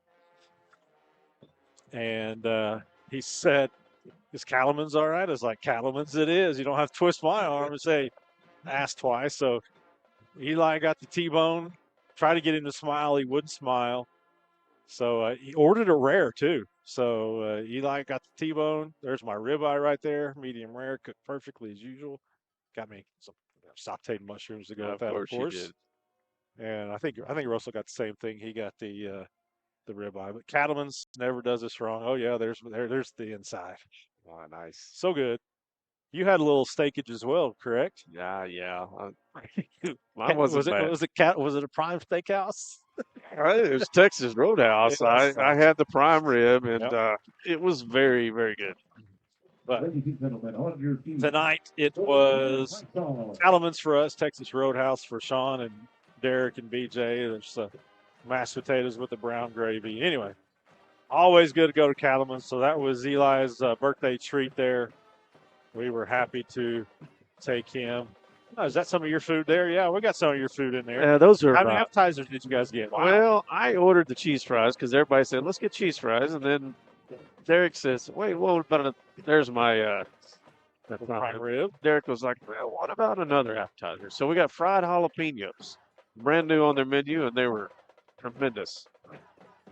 Well, some of your steak there. Yep. So that's where we ate tonight. So, again, this is Eli's 18th birthday. Eli's been doing this with us. Really, this is a 3-year anniversary, I think. Week 9, I think, is when he joined us 3 years ago. It's his 18th birthday today. Took him to Cattleman's, but we've really enjoyed watching Eli over the years kind of grow with us. And so I hit his dad up. Maybe I got a couple of photos from his dad. Maybe I shared a couple from some that we've taken over the years. Found a song that he likes. So this little happy birthday to Eli. Got a little message at the end as well. But hopefully you guys will enjoy this at home. He has no idea we're playing it. He'll probably have no idea that we're playing it until somebody tells him about it later. But this is our happy birthday to Eli Johnson.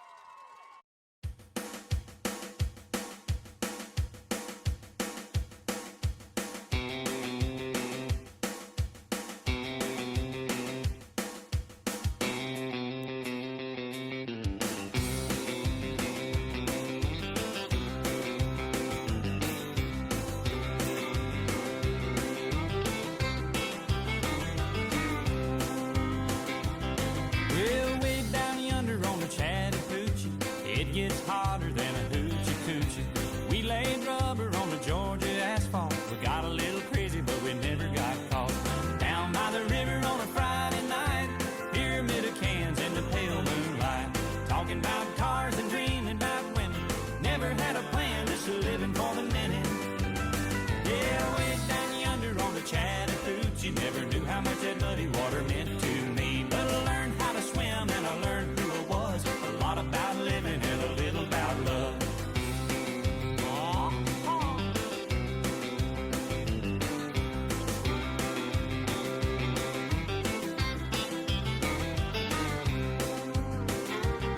Well, we fogged up the windows in my old Chevy.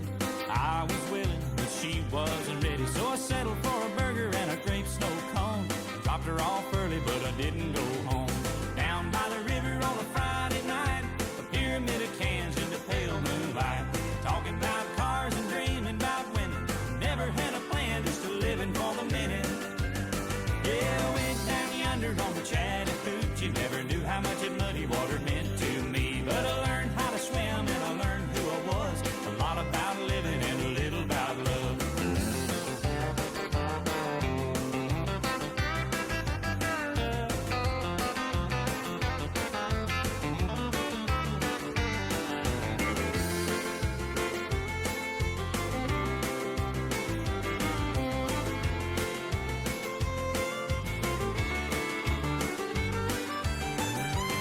Well, way down yonder on the Chattahoochee, it gets hotter than a hoochie coochie.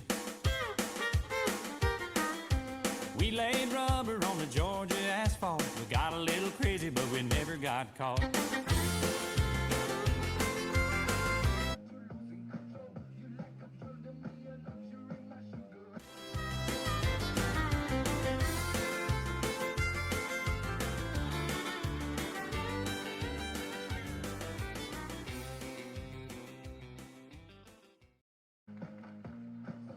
All right. Big thank you to obviously Jeff Johnson for a lot of those photos and also the song selection, but also Riley Dacus, Kingfisher High School. She put that together for us. And we want to say thank you to her because she didn't balk when I asked her if she could help us out with that. So anyway, happy birthday, Eli. He's got no idea we did that. He's back there watching the Texas Rangers. So hopefully he doesn't get too upset with us on the way home and do something to us from the back seat on the ride home. We're about 6.5 minutes to go before the start of the second half. We're going to take an extended timeout, let you hear from some of our great sponsors. We'll be back with second half action after this. The city of Kingfisher continues to grow. New housing additions, new retail businesses, airport expansion, new restaurants are all a small part of what's taking place here. Kingfisher Electric proudly powers that growth as well as your home, your business, and the Kingfisher Yellow Jackets. That's Kingfisher Electric, your local municipal public power service provider, keeping Kingfisher and the Yellow Jackets charged for our future. Kingfisher Family Eye Care has been serving Kingfisher and the surrounding communities for over 40 years. Dr. Sykes and McMullen strive to provide thorough, efficient, and modern eye care in a comfortable, relaxed environment with a small-town feel. Dr. Sykes and McMullen not only prescribe glasses and contact lenses, but diagnose and manage eye diseases such as cataracts, glaucoma, macular degeneration, and dry eyes. They also have a wide range of glasses and sunglasses to choose from. They are accepting new patients at this time, so give them a call to schedule your eye exam at 405-375-3128.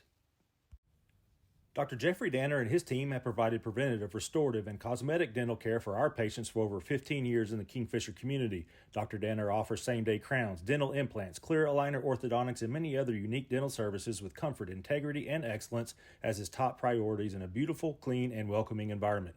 Most insurance plans accepted. Financing and in-house membership savings plans available. Visit us at 901 Hospital Circle or online at kingfishersmiles.com or call us at 405-375-3857. Kingfisher Dental Designs, where dentistry and art come together. Merge Realty in Kingfisher is capable and ready to assist you with all of your real estate necessities. Whether it's residential, commercial, farm and ranch, or property management, Merge Realty can help you address those needs today. Merge Realty services Kingfisher and the surrounding areas and beyond. Buying, selling, renting, or leasing, let owner and broker Laney Helt Merritt assist you today. That's Merge Realty, 405-326-2000. Medic Pharmacy and Gifts in Kingfisher is unique in that it offers all the amenities of a modern pharmacy, but also takes you back in time. Trevor Wilsick provides you top-of-the-line experience in the full-service pharmacy, as Medic also offers a hearing aid center, free delivery, and a convenient drive-through. We offer a wide range of cards and gifts, as well as a full line of Traeger grill products. Hungry or looking for a refreshing treat? Stop by our snack shack and have our famous orangeade at our old-fashioned soda fountain. That's Medic Pharmacy and Gifts in Kingfisher, 405-375-3202, or come by at 119 West Admire. You can learn a lot from the people who power America. All you need to do is listen. So I came to Oklahoma to see where the energy I need, the energy we all need, comes from. I met with the folks who produce it every day. Frankly, they helped me rethink a few things.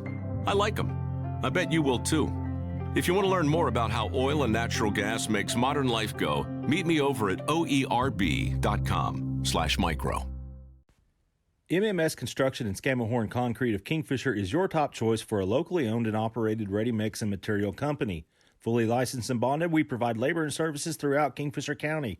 Commercial buildings and parking lots, residential footings, stems and slabs, new construction, renovation projects, swimming pools, patios, sidewalks, and driveways. We do it all, and as always, provide free estimates. Call Sean Scammahorn at 405-625-0314 or email us at mmsconcrete@yahoo.com. That's MMS Construction and Scammahorn Concrete, proud supporter of all KHS activities. Dennis's Express Pharmacy in Kingfisher offers fast, friendly service, including free delivery, free mail-out, free blood pressure, and much more.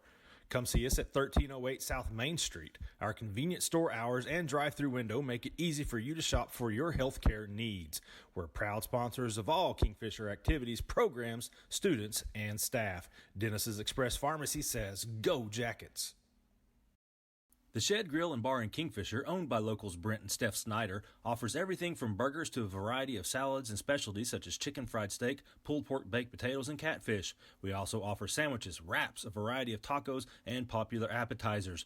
Gluten-free and light options are also available, as is a full bar with 6 different draft beers on tap and a variety of Shed signature cocktails.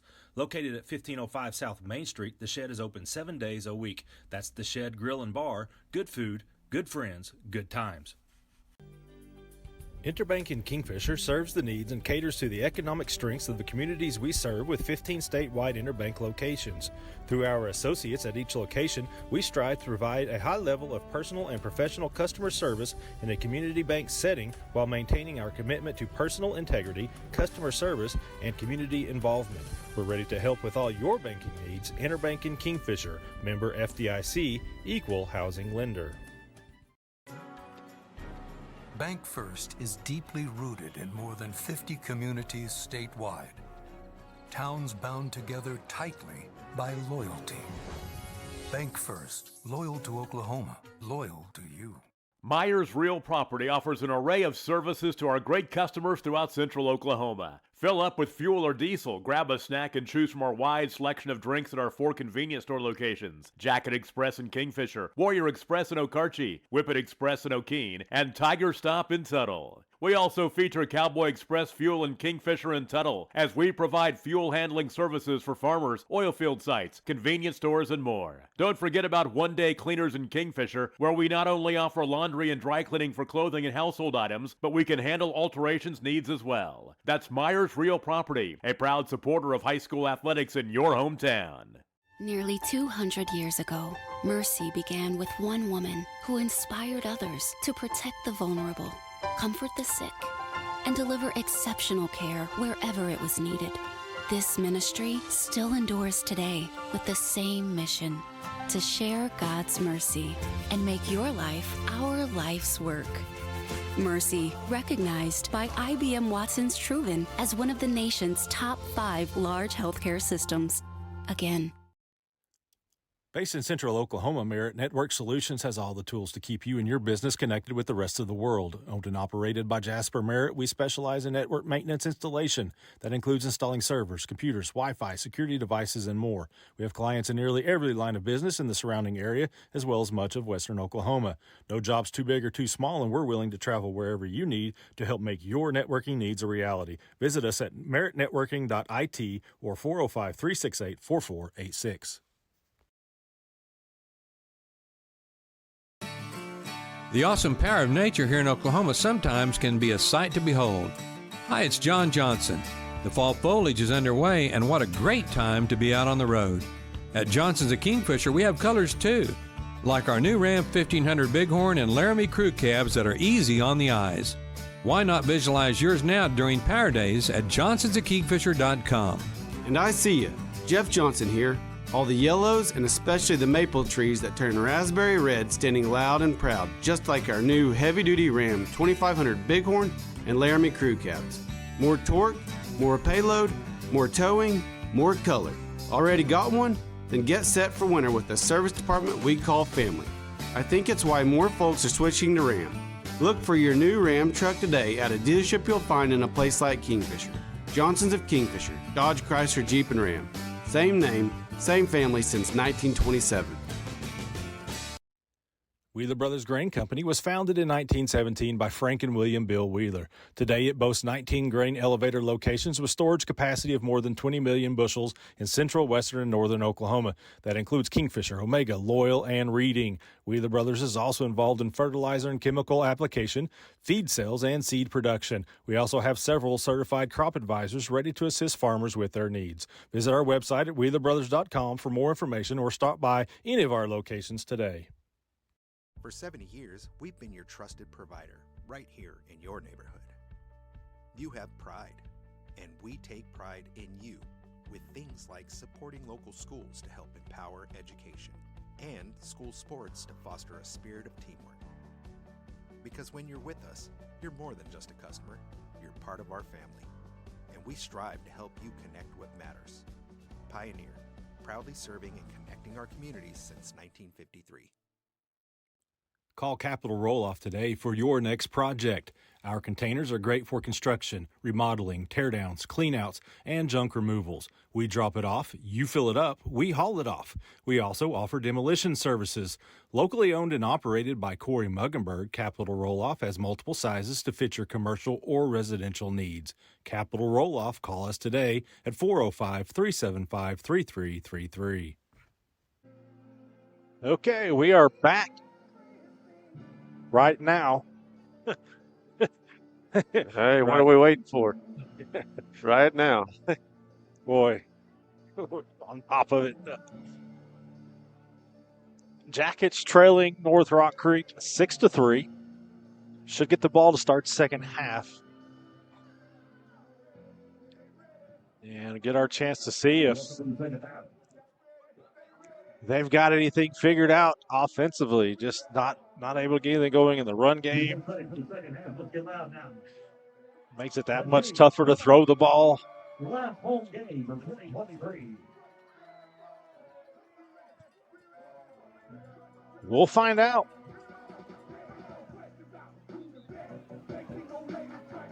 See if the officials found their game as well. Had some struggles in the first half, but confident they'll get it going in the second half. Went and read the manual. Yeah. Brushed up on a few things. But I will say, they're out there doing it. Yep. And the OSSA desperately needs people out there doing it. So I would, but I've got to do this up here. So, if you guys at home, got to. Somebody's got to do it. All right, here we go.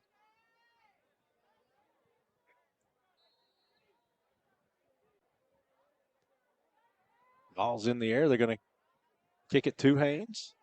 This time he fields it cleanly. Gets hit across the 25, across the 30, excuse me. Right at the 30. May have gave him the 32. It's returned by number 32, Damian Haynes. I'll say the 32. First down, Kingfisher. All right, here we go. Let's see what the Jackets have coming out of halftime. Barton's going to be in the backfield with Birdwell. Near side is Kason Blair, Wilbanks. Two other receivers up top. Well, it's not what I called for. Hey, switches Barton to the other side. Birdwell just going to follow Barton up the hole. Gain of 5. Yeah, get at least 5 yards. So. I think you wanted a version of that. I did. You'd want to see more blockers up front. Sean was calling for double tight. Double tight, couple two backs back in the backfield, and let's just run the ball out. Run the ball. Get more blockers in there and see what can happen. But we like to run this spread offense, so. Second and we'll say 6. Empty backfield or now. Second and 4, I should say. Try to pass to Barton in the flat. In the backfield. Yeah. He might have got back to the line of scrimmage. I think they're going to give him a half a yard. Gain of a yard. I thought they might have got a hand in the face mask there, but no flag comes out, and there was an official that was just right there. He just throws the ball in the wet grass. And no big deal. No big deal. It's only lost our spot. Stevenson Insurance Center, 3rd and 4.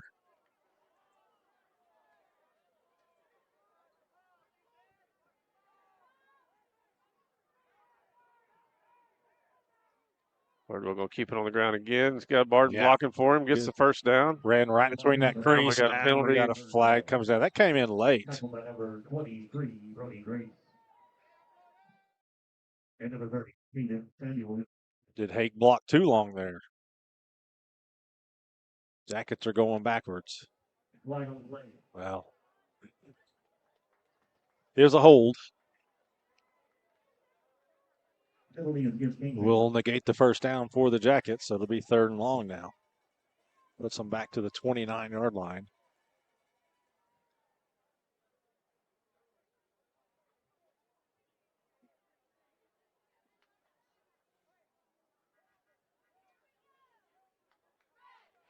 Or it's going to be third down and we'll say 12, close to 13 yards. Trips to the far side. Bidwell trying to get his hands dry. Barton again in motion. Looking downfield. Almost picked off. Yeah, that was a dangerous pass. There was a Cougar just waiting to grab that one out of the air and take it to the house. Unfortunately, it goes through his hands. Kingfisher will have to punt, though.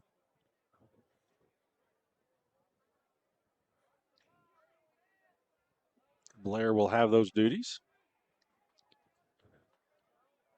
So the penalty hurts, takes away a first down. Now Kingfisher's going to have to punt. Probably good field position for the Cougars. Kicking into the wind a little bit. High kick. Good bounce. Decent. So Cougars at their own 38. It's where they'll take over their first possession in the second half. 10-19 to go third quarter.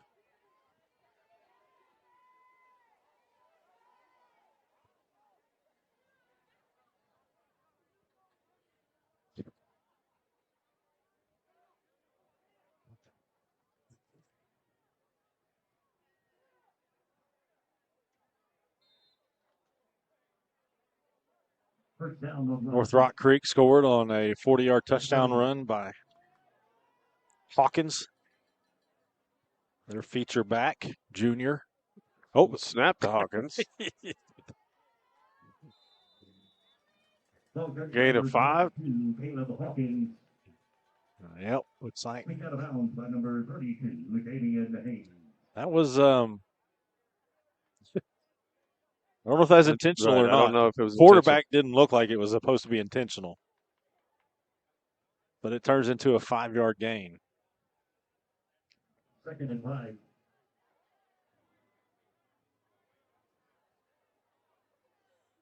High formation this time.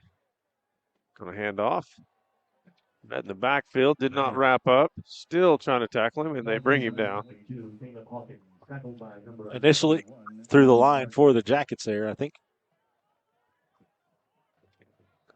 that was Santoyo who got through there, 55. Yeah, Santoyo then strung it out a little bit. I don't know if he's got, what they were putting on the light poles in Philly the other night to try to keep the crowds from climbing up the poles, but I don't know if he's got some of that on him, but the Jackets are just sliding right off Hawkins as they got a 3rd and 9 coming up here. Take it to Hawkins. Quarterback's going to keep it. He's going to be well short of the first down, get 1, maybe 2 yards there, so it's going to be a Pioneer Internet defensive stand for the Yellow Jackets. As always, at the conclusion of the game, among the things that we'll do, we'll have our Cheap Brothers Insurance Cheap Shot play of the game. So you'll want to stick around for our post-game show to find out what that play is. Thank Pat Cheap and Cheap Brothers Insurance for sponsoring us this year. 9 minutes to go third quarter. Kingfisher going after it again. Almost got it. High kick. Bart's going to pick it up late.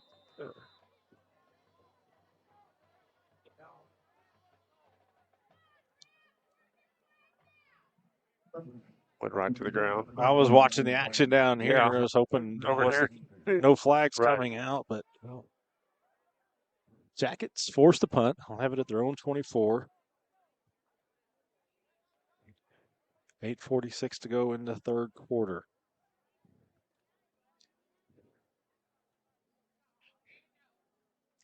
Susie Rice is watching. They were awful close to him, but I don't think anybody made contact with him. Barton in the backfield.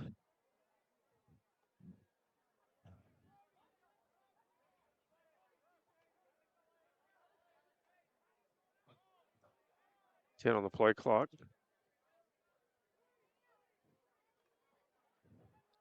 Counter action. there we Barton got. has a hole.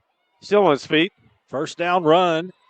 Carried by number 31, This game, you called that the counter there. That just kind of, they had some pulling there. And just a big hole opens up. Tyro Velarde, number 20, blocking out ahead of that as well. And that by far the best gap of the night for the senior to run through. Holy cow. Cashin and Hinton are already done for the night. Cashin, big win tonight, 33-7 over Hinton. I'm not going to lie, that one surprised me. 2-back set. That might keep the Wildcats in the playoff hunt. Barton off to the weak side. Gain of about 6 or 7. Wow, 6. So, 2 productive runs in a row for the Jackets. I don't think we could say that in the first half at any point, so good Barton to see. comes in, Barton goes off. Give Barton a breather. We'll say second and a short 4.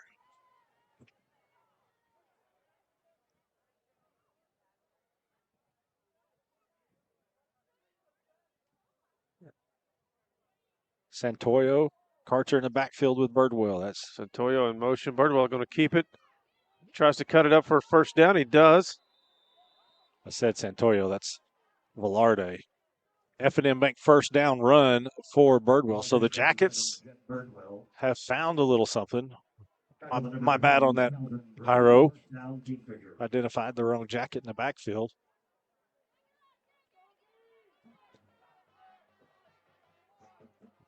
Here's the Kingfisher band firing up there after the F&M Bank first down. Same formation. Inside the 40. Hand off to Karcher. Karcher tries to get to the edge. Yeah. Lowers his head. Gains a couple yards. The whole side of the stadium wanted a hold there, and they finally got it. They were right. It was a major hold going on. Just got to quit grabbing the outside of the jersey. We've been whistled for that enough tonight. So those flags they're killing you. Yeah, those are drive killers.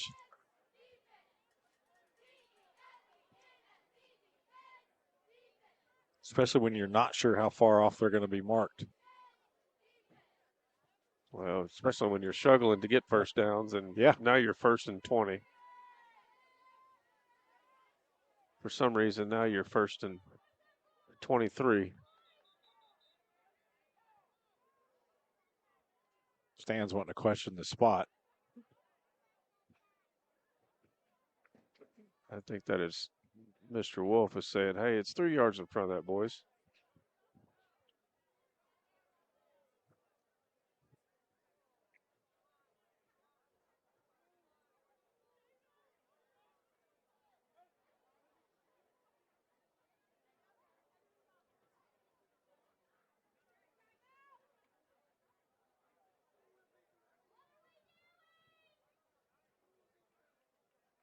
I'll leave it as is.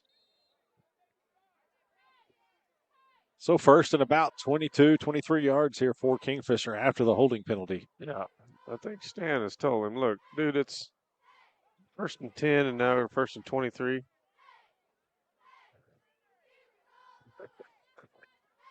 I don't know.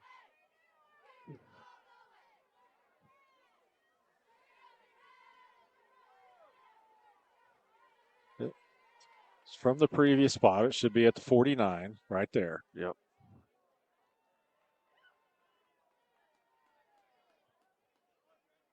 So that's kind of what Stan was requesting. It's also why I said you don't know exactly where the ball is going to be marked when they do walk off these penalties. So good job of persistence there by interim head coach Stan Blundell and head stat man Derek Wolf with an assist. But Kingfisher still way behind the chains, 1st and 20. Back to passes Birdwell. He's flushed. Throws it up for grabs. And a Cougar grabs it. One of Kingfisher's intended receivers fell down. Will Banks and Reagan were there. It's another interception for Kingfisher. Another turnover, I should say. 3 turnovers on the night, plus a blocked field goal. Your wallet is at the concession stand. If you know Missy. North Rock Creek now has it at its own 32, 33-yard line. We've got Kroger to the announcing booth. Kingfisher going with 5-man front, 2 backs in the backfield, just going to hand it off on outside power. That time's met. Ball carried by number 22, Caleb Hawkins, tackled by number 22, Hunter Delozer.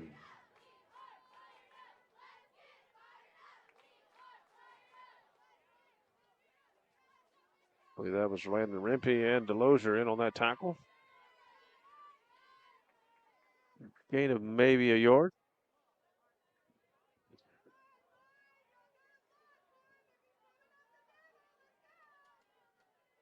Second down and 9.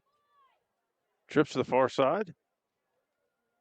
Quarterback's looking to pass. He does. Pass is complete to number 1, Memphis Burdine, from number 7, Landon Kilo, tackled by number 3. Short pass completed. Be about 3rd and 4 coming up.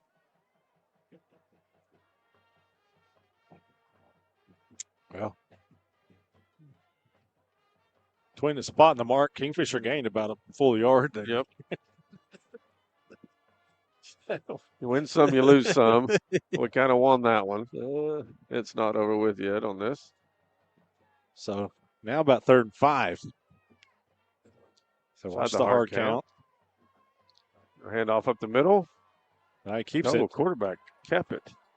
And Jackets keyed on Hawkins, and Kilo keeps it and runs for a first down. Gets chased out of bounds, but he gets past the sticks. First down, North Rock Creek.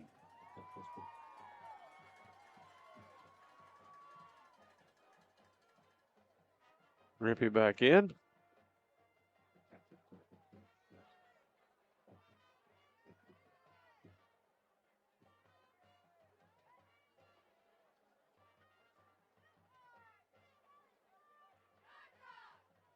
Quickly to the line, 7 seconds left on the play clock. Kilo. Well, they're saying it is complete to the far side. Kilo was really trying to get a hold of that ball the whole time. Bobbled the snap. Picks up 5. It'll be second down.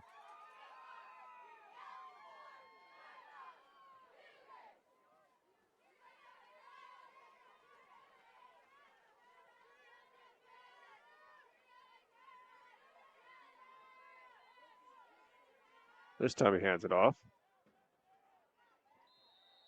Nothing doing, so 3rd and 5.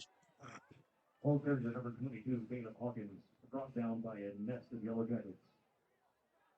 A nest of Yellow Jackets.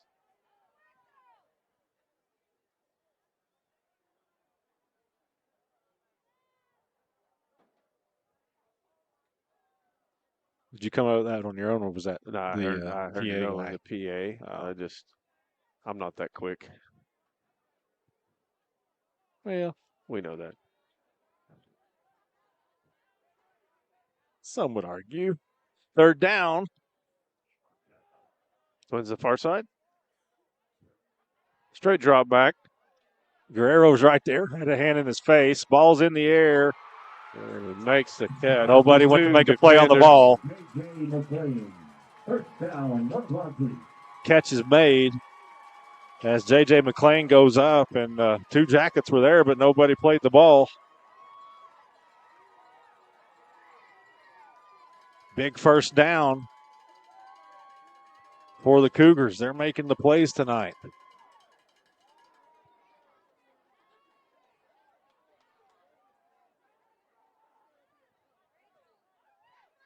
.26-yard line, 27. 3 wideouts.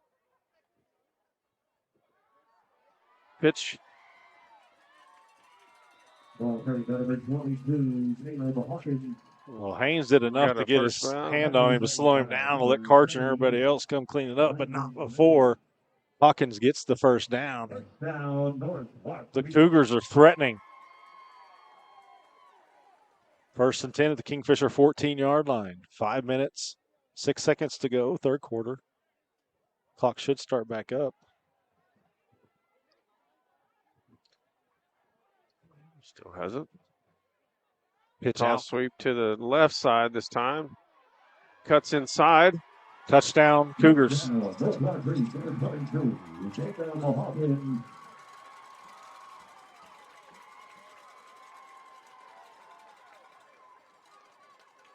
So an impressive drive by the Cougars as they take advantage of the takeaway. Now they'll line up. It appears they're going to go for two again. They had a kicker down here warming up in the net, but second time they're going for two.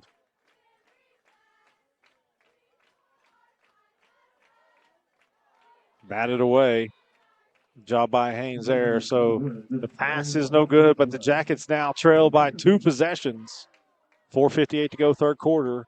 They're down 12-3.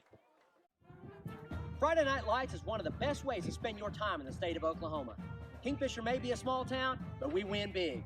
Here at Jackson's at Kingfisher, your locally family-owned and operated Chevy, Buick, and GMC dealership, we share in that small-town pride. Whether you come by a new or pre-owned vehicle from our amazing sales team, or experience our great customer care from our service and parts department, every step of the way, we will treat you like family. Life can hit hard, but great coverage keeps you on the winning team. Let the experts at Stevenson Insurance Center guide you through the personalized process of finding the right coverage for you, your family, or your business. Personal, commercial, or health, we can service all your insurance needs. Don't blow your coverage. Come see us at 2302 Frontage Road in Kingfisher. All of us at Stevenson Insurance Center say, go Jackets! Kingfisher turns it over. North Rock Creek turns it into drive for a touchdown, a 68-yard drive. Can't find the 14-yard run by Hawkins. Cougars with the only touchdowns in this game. They lead it 12-3. High kick. Is that Cooper? Nope, that is Reagan. Gets out across the 35.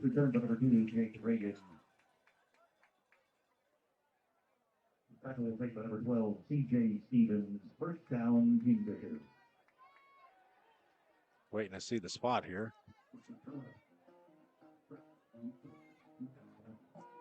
(36, 37-yard line).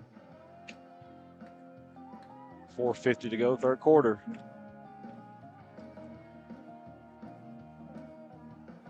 Now they're wanting to have an official conversation here, or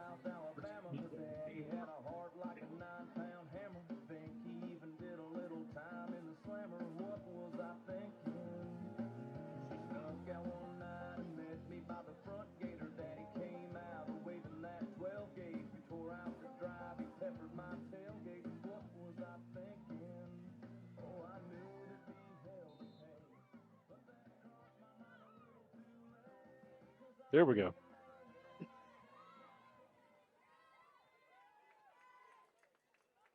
Everybody just want to keep it on the ground. Goes to the right side. Gets out of bounds. Number 7, Jeff Birchburg. Run out of bounds by number 20. Calvin Gray. Second down. Solid gain on first down. Looks like they're just going to give him 4. Now 5. We're getting there. What do you want to give? How about a $6 bill? Same formation. Barton in the backfield. Kingfisher looks to the sidelines.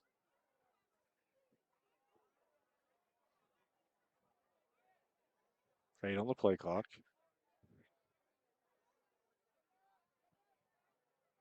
And out to Barton. Go. Somebody squirted through there. Run play by number 31, Alan Barton. Well, Jackets got to keep their cool. Barnett's lucky that he's not getting a flag there. There is a flag in the backfield. Okay. That went well after the penalty, or well after the whistle.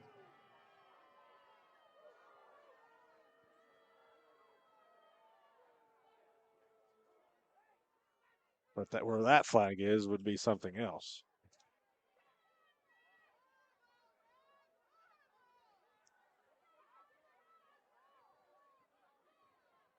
Barnett did a great job blocking his man all the way downfield, but he was keeping it going well after that whistle.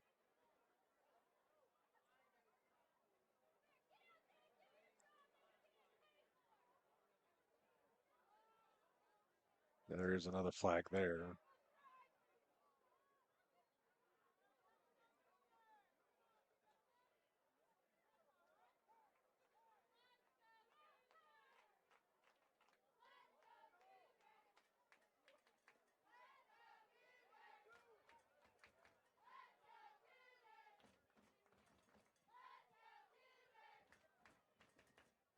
Well, I'd like to tell you what's going on, but we never got a signal there, did we? No. He just keeps going. It must have been big. The penalty is against Kingfisher.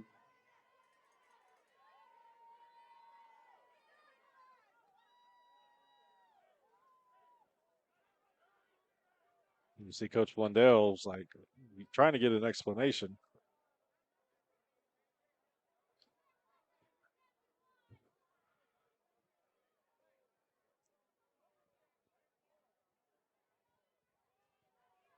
I still haven't seen a signal. No, I never saw one.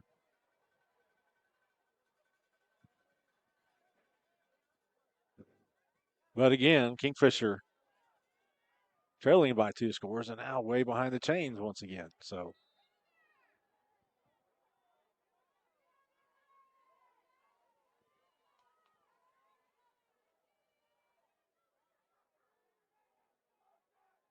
Velarde resets.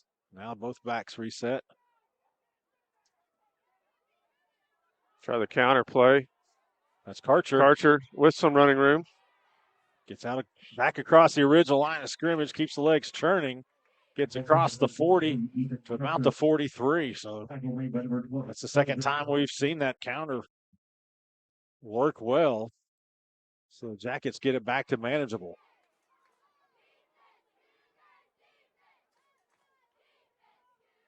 Waiting on the down marker to get up here.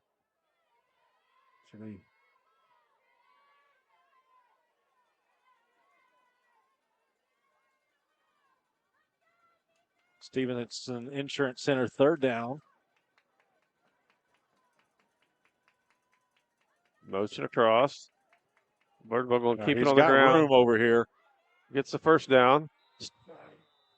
F&M Bank first down run First down. by Birdwell. We're to the point now, anytime we see positive yardage, we're looking up Right, to I see if was there's a looking yellow for a flag. There was none. So the Jackets have the second and forever, and on 2 run plays are able to convert it into a first down. So let's see if they can keep that going here. Clock is stopped, 3:42 to go, third quarter. That's 44-yard line. Karcher again in the backfield.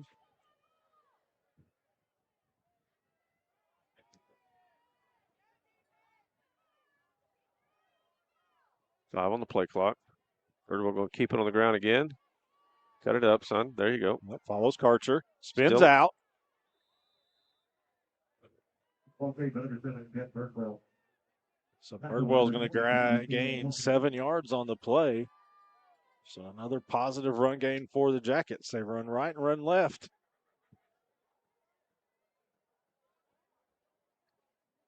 I think Barton just checked in for Karcher.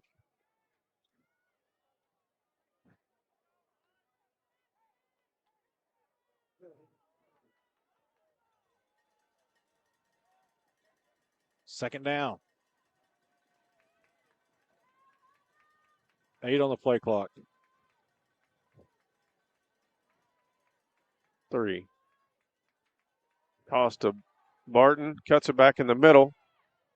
Lowers his shoulder, and he gets across the line to gain. So another F&M Bank first down for the Jackets. They got something going on this drive. Except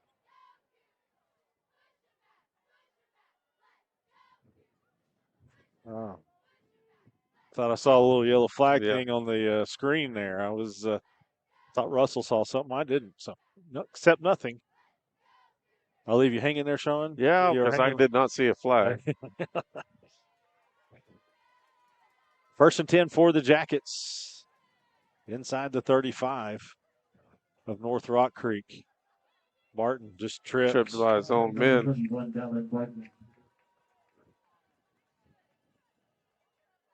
Over attack.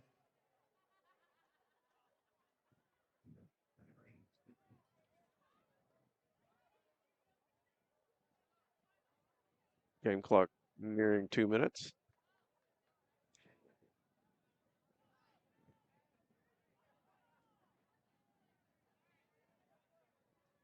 Second down. Oh, Real Banks that time dropped it. Yeah, that'd be an incomplete pass since he did shovel it forward. So that's the benefit of those.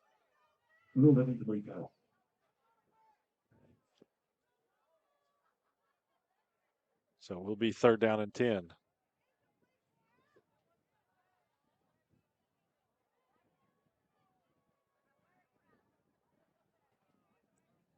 Stevenson Insurance Center, third down and 10 for the Jackets. 1:48 to go, third quarter. They trail it 12-3. North Rock Creek has scored 2 touchdowns and 2 missed 2-point conversions. Tight formation. Burnham in at quarterback. That is Throws deep. Burnham. Just a little high. Pass is knocked down. So we'll be fourth down, but you're right. Peyton Burnham in at quarterback. Fourth down. I think you got to go for it here, don't you? You're deep enough. So Wilbanks coming in. So Burnham taking his first snaps after breaking his arm against Chisholm. Facing a fourth down here. He's going to roll left. Snap. Rolls left. Throws short, and it's intercepted. There wasn't a yellow jacket in that vicinity there, so another turnover by the Jackets. It would have been a turnover on downs regardless, but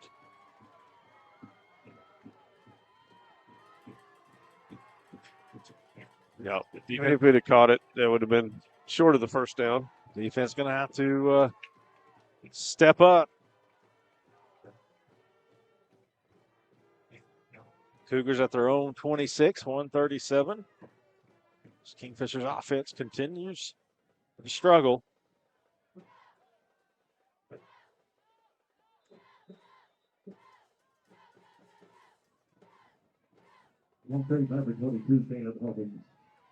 Tackle was made by number 50, Chase Christ. Second down.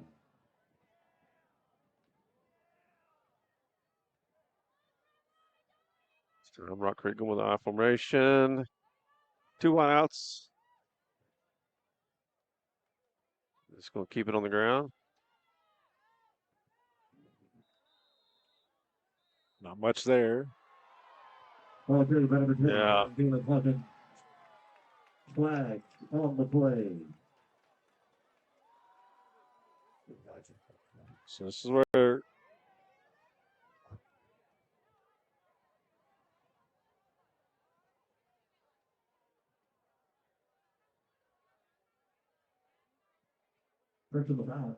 Kingfisher.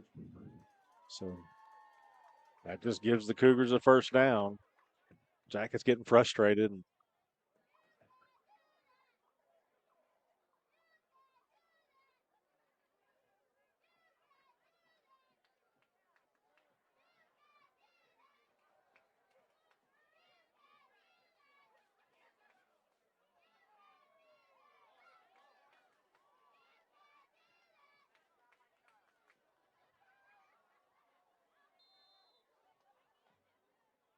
First and 10 now, out to the 45. Clock's rolling.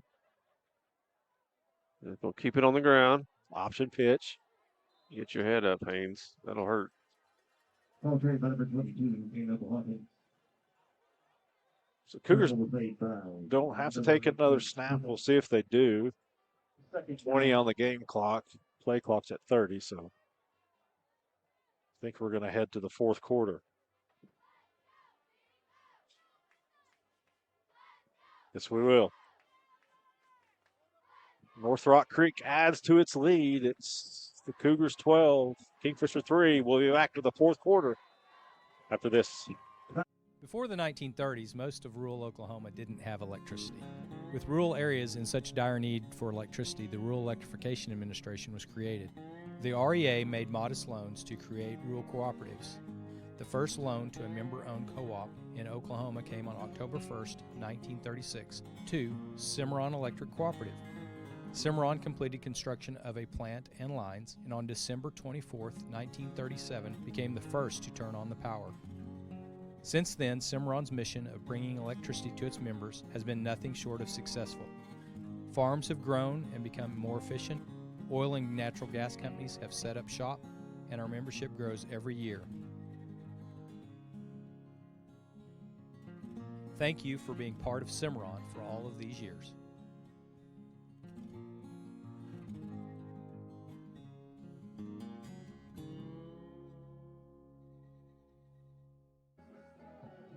Welcome back. Jackets trail North Rock Creek 12-3 as we enter the fourth quarter. Cougars with the ball near midfield, second about 8.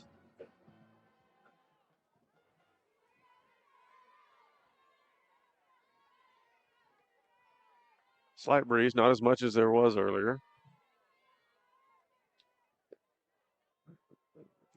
Bad snap. Able to get it off to the running back.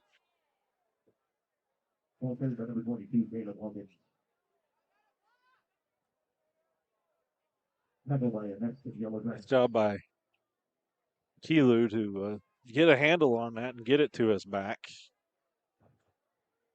Well, the whole thing was going left, and that snap went right. 3rd and 8, close to 3rd and 9, really.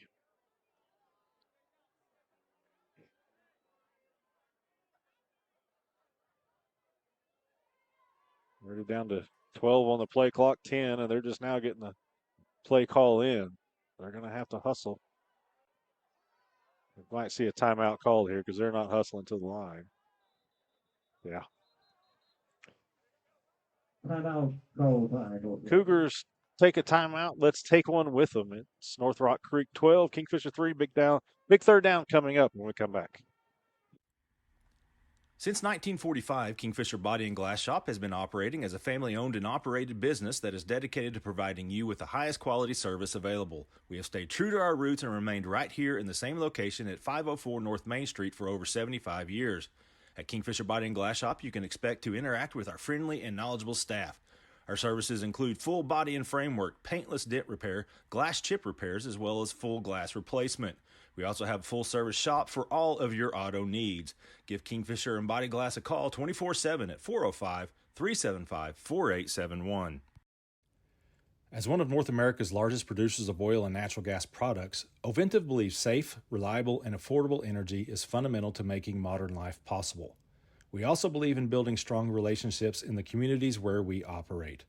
Locally, Oventive is proud to employ 150 Oklahomans and support our schools through scholarships, sports funding, and FFA sponsorships, preparing the next generation for success. It's all right. All right, 3rd down. Ball's in the air, incomplete.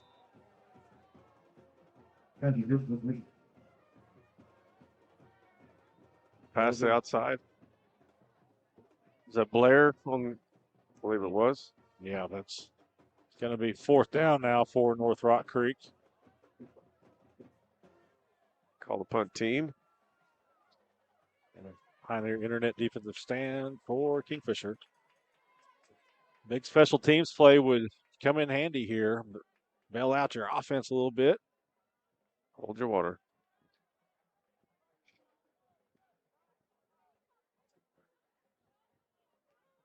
Low kick. Barton's going to catch it on the run. Grabbed immediately. Yeah, good coverage there by the Cougars. Colin Barton. Tackle made by number 23, Brody Gray. 1st down, Kingfisher.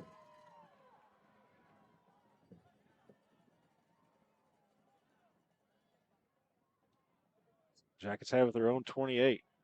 Got to come up with 2 scores here. 10:53 to go. 11 minutes to come up with 2 scores. Birdwell does come back out at quarterback. What are we doing? 3 wideouts to the far side. We're trying to get set with the officials up top there.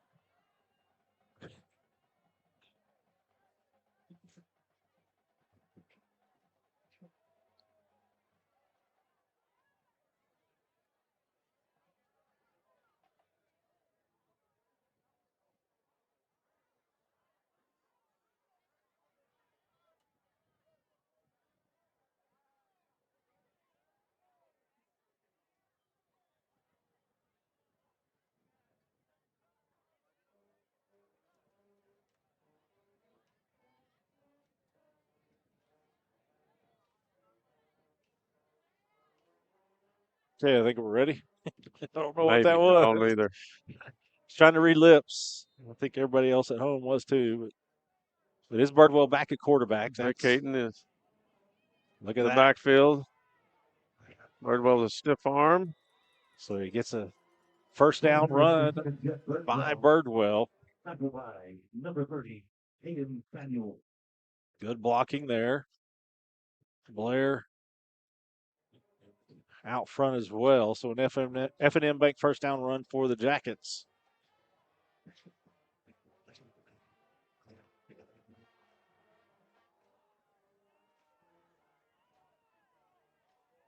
Kingfisher. Oh, my. Okay. Still trying to get set. 10 seconds. Yeah, plenty of time on the play clock, but this time we vacated again. Throw to Barton out in the flat. He's trying to take advantage of all those blockers out there. He picks up 3, about 5 yards. Let's call it 4. Now that the spot went backwards a little bit. You say he's coming up limping, but he's not. He's just trying not to soak his sock as his shoe came off. So he helps on all the way over to the track to get some dry ground.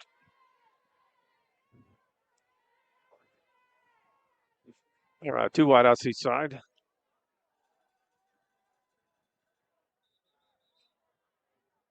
Boy, he got him on that. Yeah, did he cross? No. I didn't think he did much more than jump. Yeah. Right on the play. The flag giveth, the flag taketh away.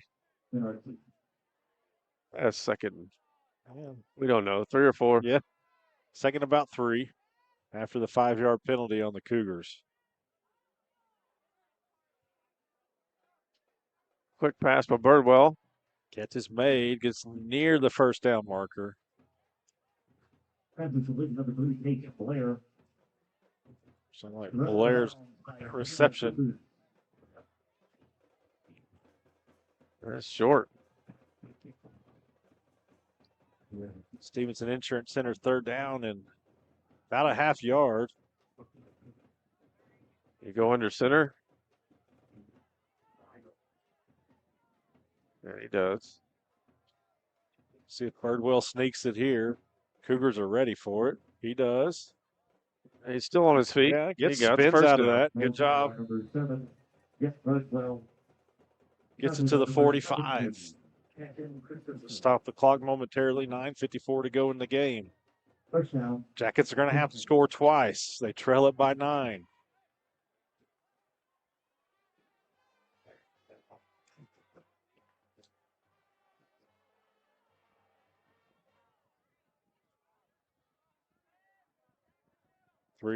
Three receivers to the near side. Fake it to Barton in the backfield. Birdwell just runs it up the middle. We've seen a version of that play work about 3 or 4 times now. I was suggesting it was a run because whenever our receivers are that far wide, spread out, it usually means we're trying to run the ball. Pull those defenders out of the middle, get as few people inside the hashes as possible, and hope you can block the ones who are there. And Jackets have been doing that. Again, down to 10 on the play clock. 5. Barton in motion again. Birdwell looking downfield, has a man. Is it caught? It is incomplete. It is dropped by the freshman. Brody Beckman had his hands on it.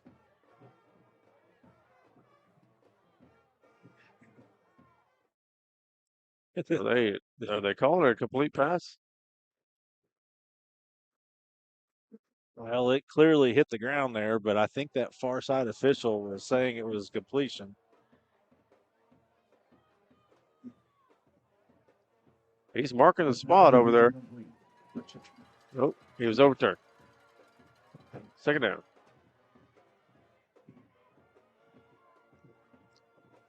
Should be third down, shouldn't it? It is third down.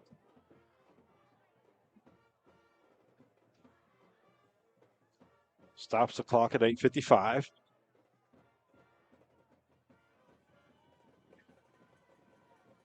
Tight trips.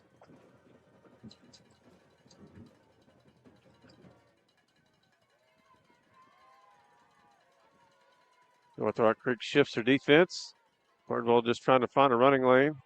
It does not get it. It does not, so it'll be 4th down.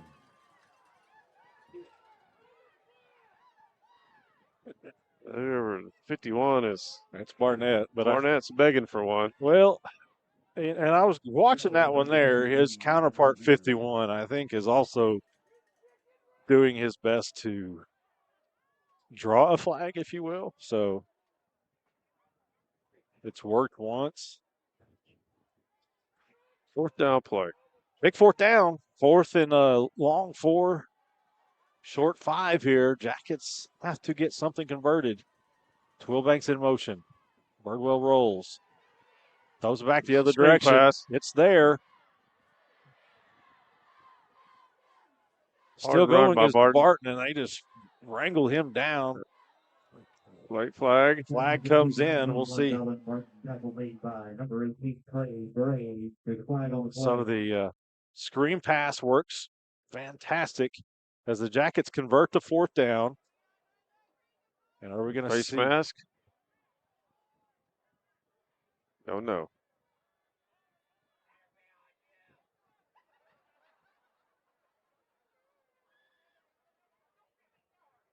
Oh, we got a flag over here, too. I didn't even I didn't see this one.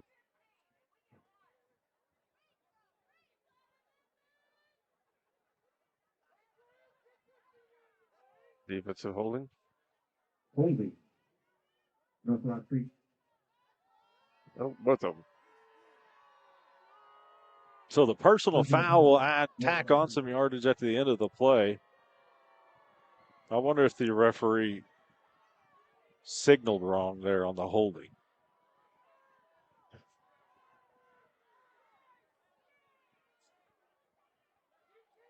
The North Rock Creek coaches are certainly questioning that. So right now we're at the 21. I think they're going to mark off the personal foul. It's been an adventure to me. Yes. And it's not over with yet.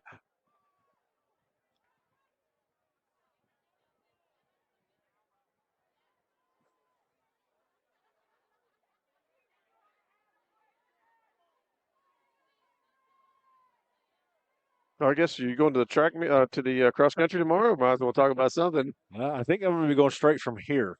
Okay. They run at 11:45, so I'm pretty sure we're going to have to pack up. We have a junior high cheer competition in Washington tomorrow. Game day, right? You can call it whatever you want to. It's you'll be there. We'll be there. I'll call you there. All right, so it is an F&M Bank first down for the Jackets. They're in the Kingfisher Electric red zone. It's 1st and 10 at the North Rock Creek 12. I believe somewhere around noon.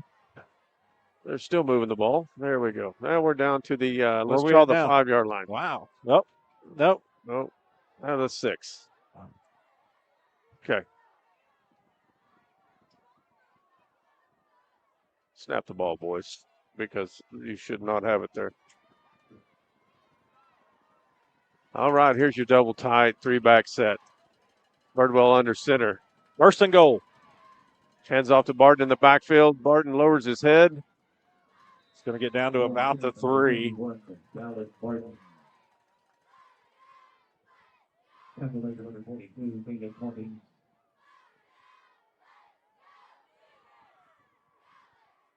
You got to get it spotted, guys. Well, they're killing the time doing this. The clock's running while we're.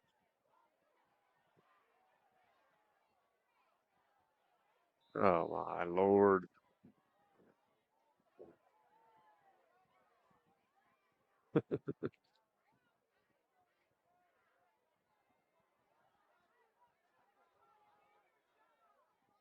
Ten seconds.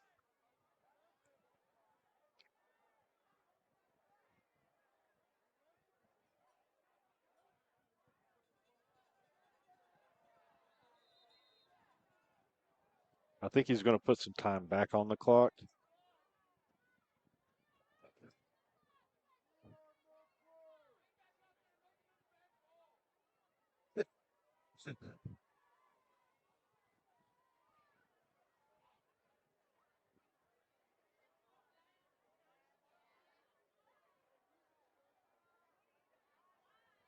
Game was 2.5 hours old.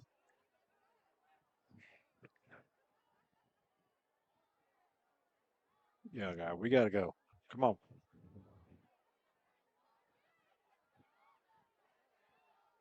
So they got 7:51 on the clock now.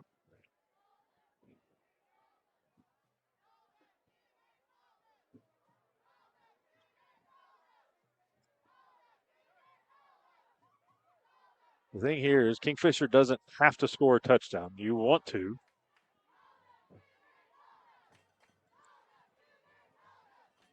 Second goal coming up.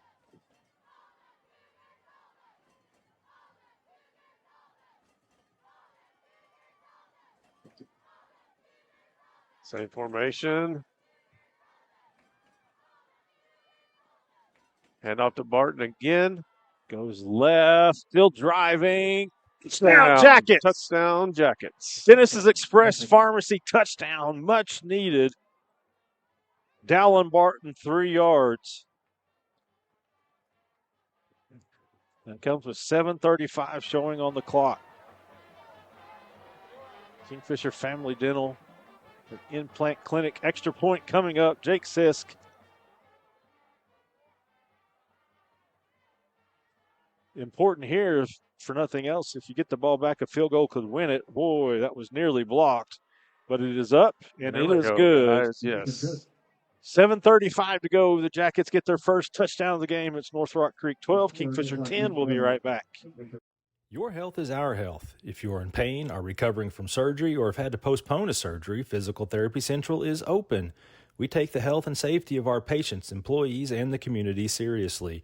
Our clinic is clean and safe so you can get the health care you need. Get back to work, back to play, and back to life faster with Physical Therapy Central. Schedule an appointment today at ptcentral.org or call 405-375-5654. Born and raised in Kingfisher, Dr. Drew Hendricks returned to his hometown to take over the Kingfisher Family Dental and Implant Clinic. Dr. Hendricks has taken the practice to new heights with his state-of-the-art facility, now open at 2700 South Frontage Road. He and his upbeat, fun, and caring staff offer cleanings of all sorts, implants, crowns, bridges, dentures, filling procedures, root canals, and much more. We love to see patients of all ages. That's the Kingfisher Family Dental and Implant Clinic. Call 405-375-4949 for an appointment. And be sure to visit our office at 2700 South Frontage Road. All right, we're back. Jackets go 72 yards, get the touchdown, a 3-yard. Dennis's Express Pharmacy touchdown run by Dallin Barton. The extra point by Jake Sisk pulls them within 12-10. Bank first kickoff coming up. Going to have the Jacket defense step up and give the offense another opportunity. Lots of time left. Good kick. Deep kick. Fielded inside the 5. Good coverage by Kingfisher. All right, now be smart. Yeah.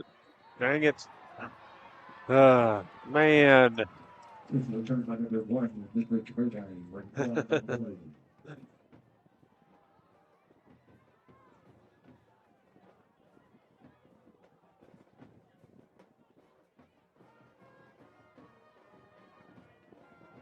Al Powell on the foot.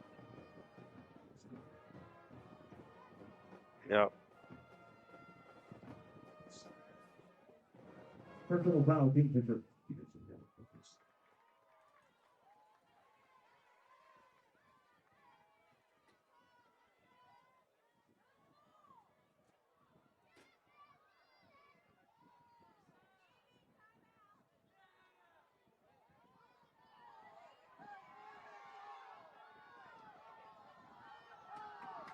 Yeah, they didn't add on any yards, or I don't really know what's going on there.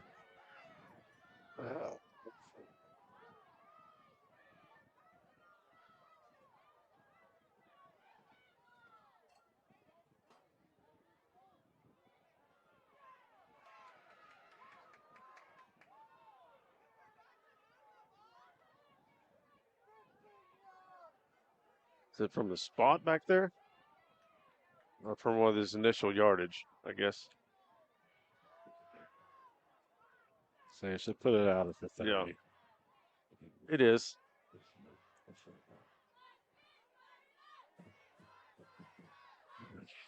$7:20 left.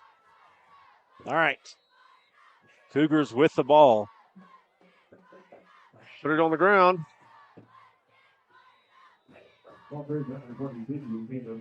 Hawkins gains about 3 on first down.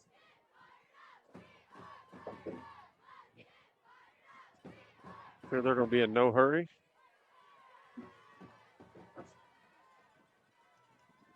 Say that, but they're through the line quickly. Usually nobody listens to us, do they? Yeah. Double tight. Put it on the ground again. Just got to make tackles. He's going to leave him about a yard shy of the first down. It'll be 3rd and 1.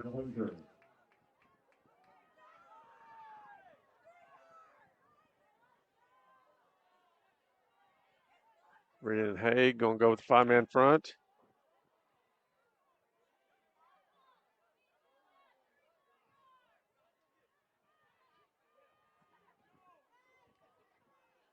Might be a chance for Kelu to keep this one.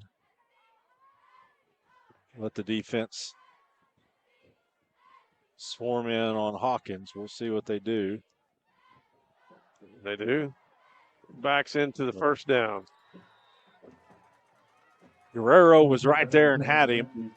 Somehow just kind of skated through the tackle. Great job by Kelo to keep us balanced long enough to get the first down. So that's going to allow him to chew some more time off the clock.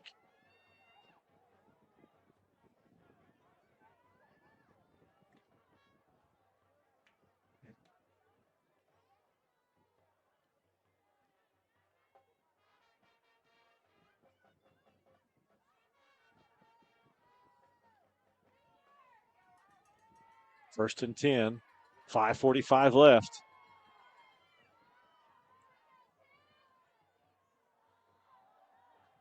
Oh, he's running hard, isn't he? Yeah, that was a man run right there.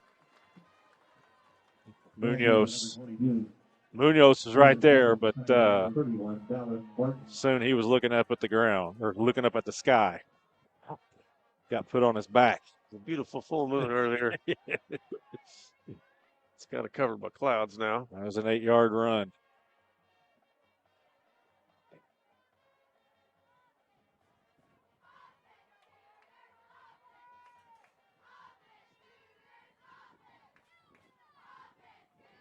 Second down. They're running the play clock inside of 5. Hawkins again. Another first down. Boy, they're not getting him down.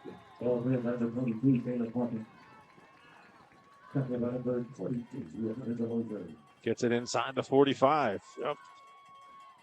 Sure would like to have a turnover. We haven't got one of them today. Now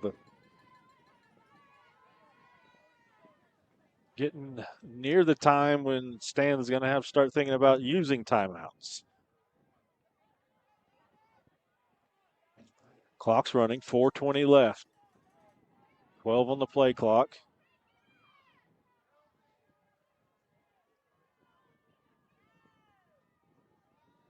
Keeping it on the ground. Oh. Yeah, as a face mask. About yanked his helmet off there, or did yank his helmet off.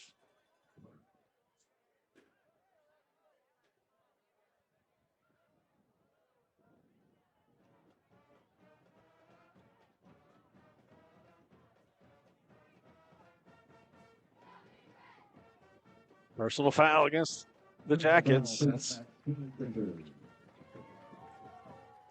So that's another first down for North Rock Creek. 3 of them on this drive.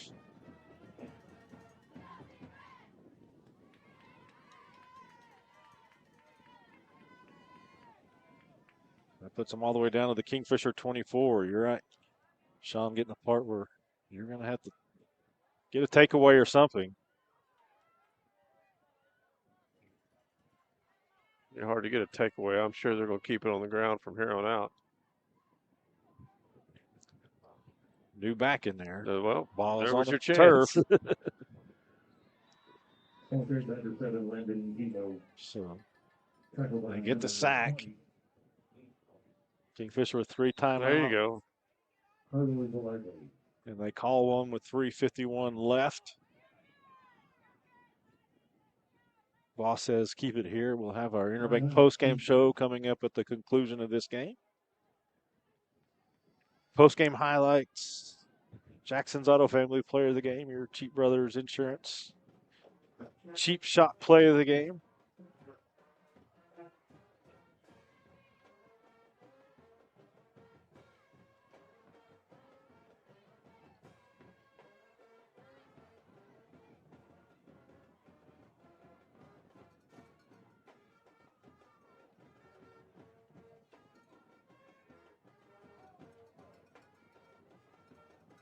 Yeah, Jackets 2 costly penalties on this drive, if you will. One of them came on the kickoff Right off the bat, yeah. When just a blatant personal foul. And then the Cougars got the face mask penalty a couple of snaps ago. Or it was against Kingfisher. But it was about a loss of 4 on that last snap, so it'll be second down. I think Hawkins is back into the game. Hawkins in the backfield. Kingfisher 5-man front. Hawkins gains about. You got them all back, plus 1. So it's going to be third down. By number 78, Landon Renty. No timeout. I think he's going to try to get the stop here, then call the timeout.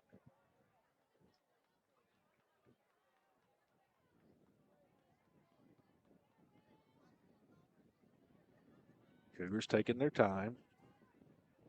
15 on the play clock. Game clock's running now. 3:15. 3rd and 8. 6 on the game clock. Toss sweep to this outside.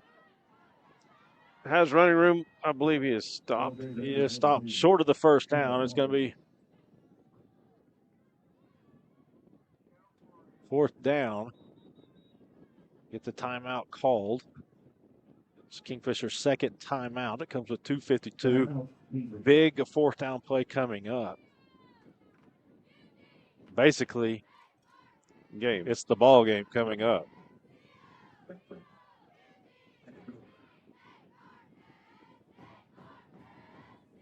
question is, do the Cougar coaches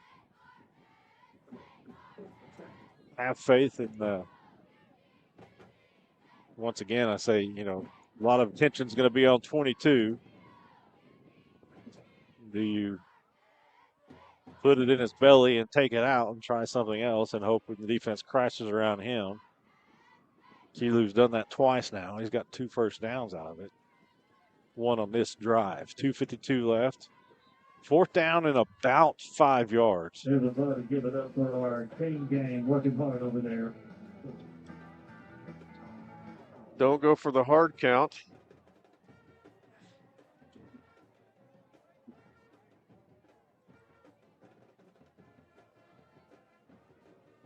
Yeah, you don't want to give them the game on a offsides penalty.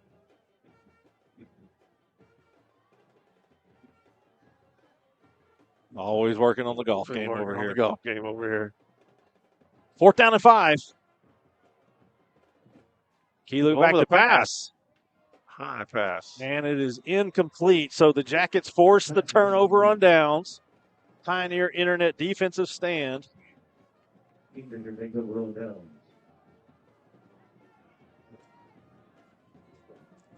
So now the offense has a chance. Ball's at about the 18-yard line. 2:48 left.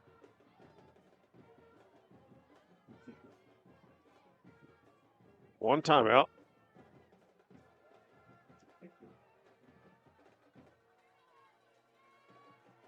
Can the Jackets find some magic?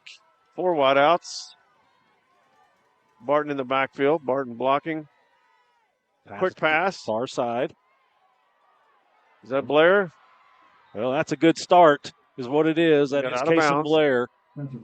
Gets the F&M Bank first down. He gets out to the 40-yard line.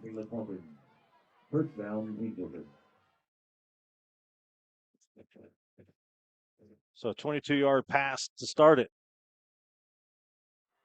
Jackets quickly back to the line. Clock is stopped at 2:39. Birdwell going to keep it on the ground. Nothing going there. Now, line got pushed back into him, so he had to. Needs to get to the line quickly. Stacked up by a minute two-thirds. Third down.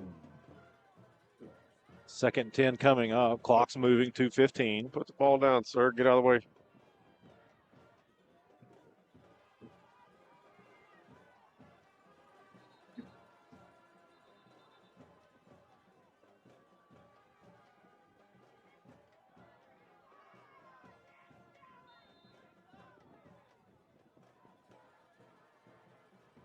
Barton deep in the backfield.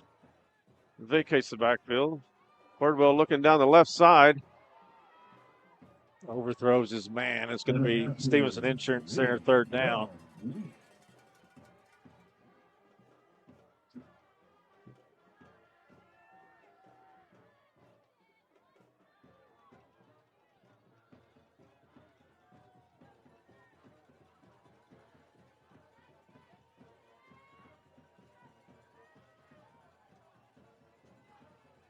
They're down at about 9.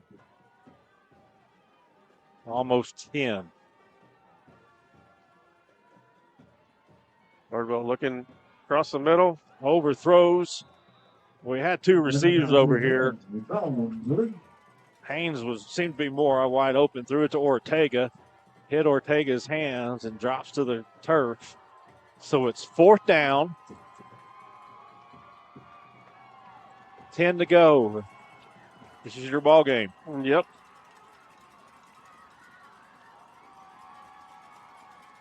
Jackets trying to get their play call. Still 15 on the play clock. Got to get set.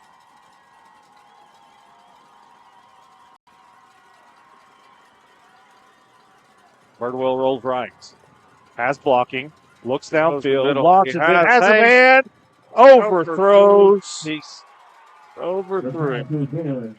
Haynes was there. Just let him just a little too much. North Laundry takes over on down. First down, North Laundry. He was there. In the pass. Good throw, just a little too much underneath it.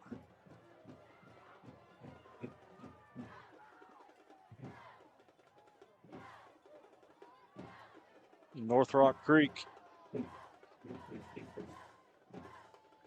going to keep its playoff hopes alive.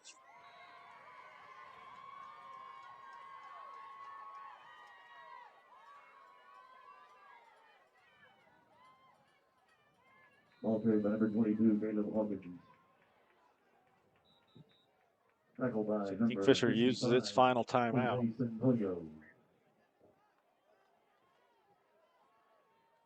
Timeout called by Kingfisher.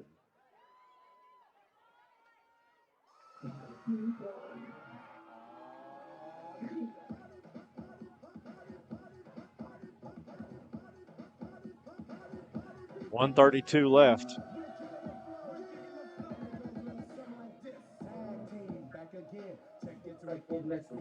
So this makes it interesting, Sean. If this holds up tonight,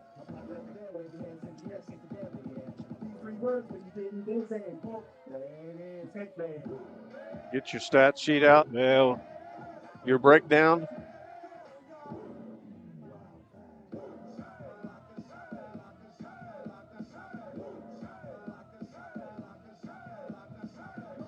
basically what we're looking at now, if this holds up, and looking at 3 teams vying for 2 spots next week.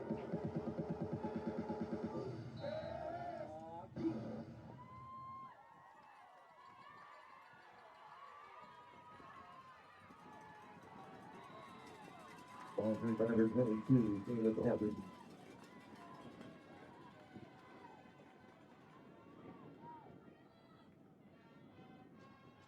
Third down now.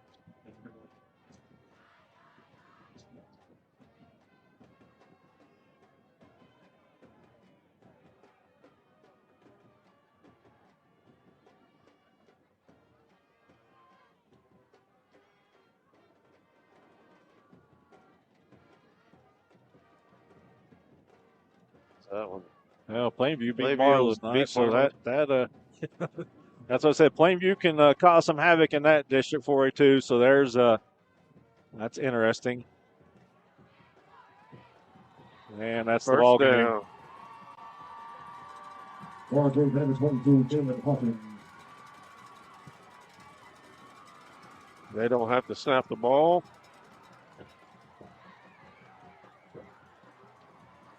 First down, North Rock Creek. The North Rock Creek wins it 12-10.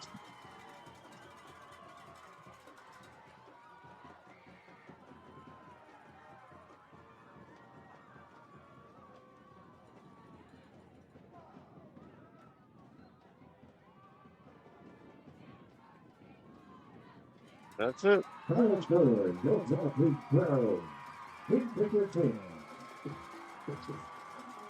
Big win for the Cougars. Disappointing loss for the Jackets.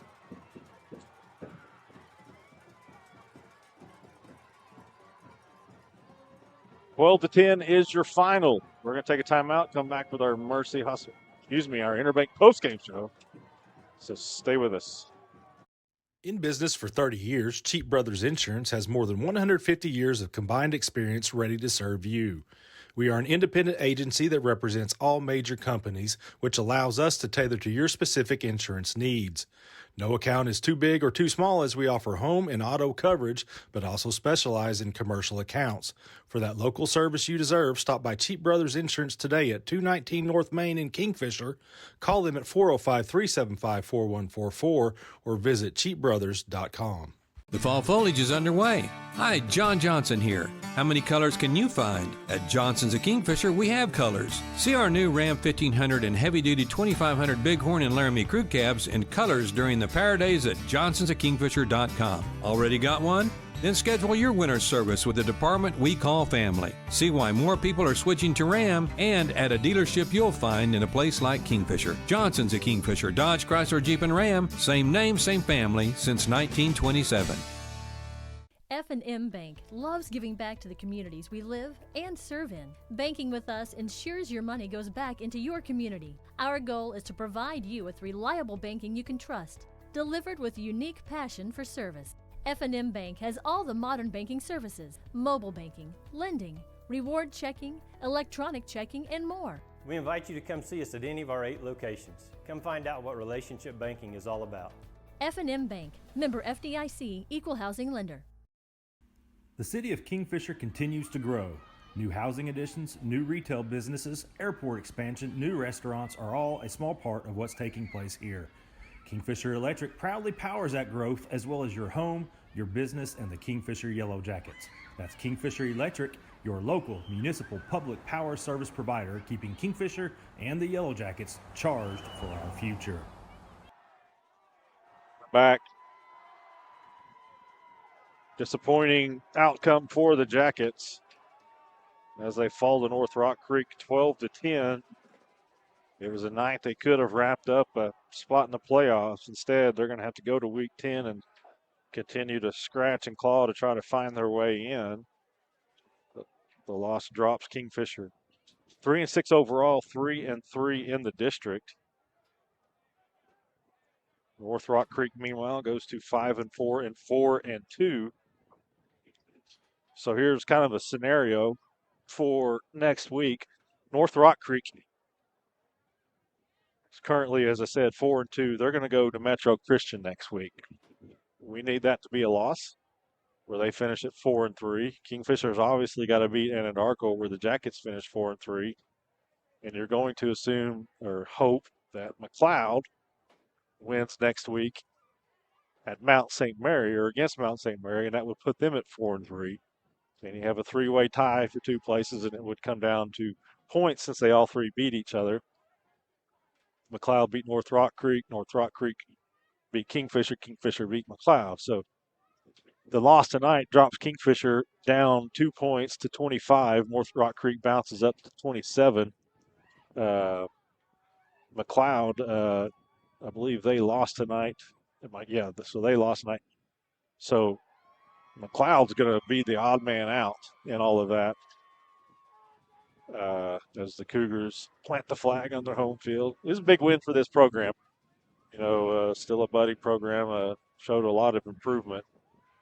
So that's a big win for them. So that's a win that very well gets them into the playoffs. So big night for them on senior night.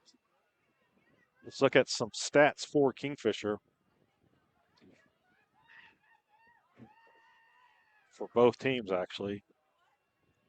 Did end up with 134 rushing yards, so they did find something on the ground, Sean, in the second half. It was just too little too late. Through the air, 13 of 34, 3 interceptions, 4 turnovers overall for the Jackets.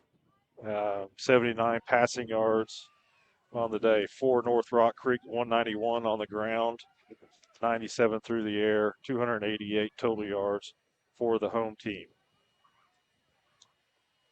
Receiving wise, Damian Haynes, 4 catches, 25 yards. Dallin Barton, 3 for 22. Kason Blair, 2 for 22. Jet Birdwell ran for 76 yards tonight. Barton ran for 37.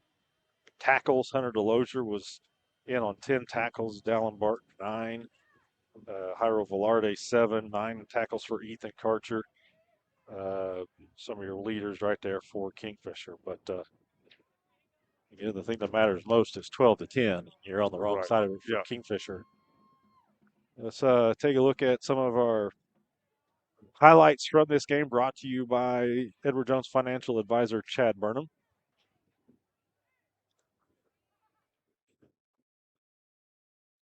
And here's some of that running in the second half.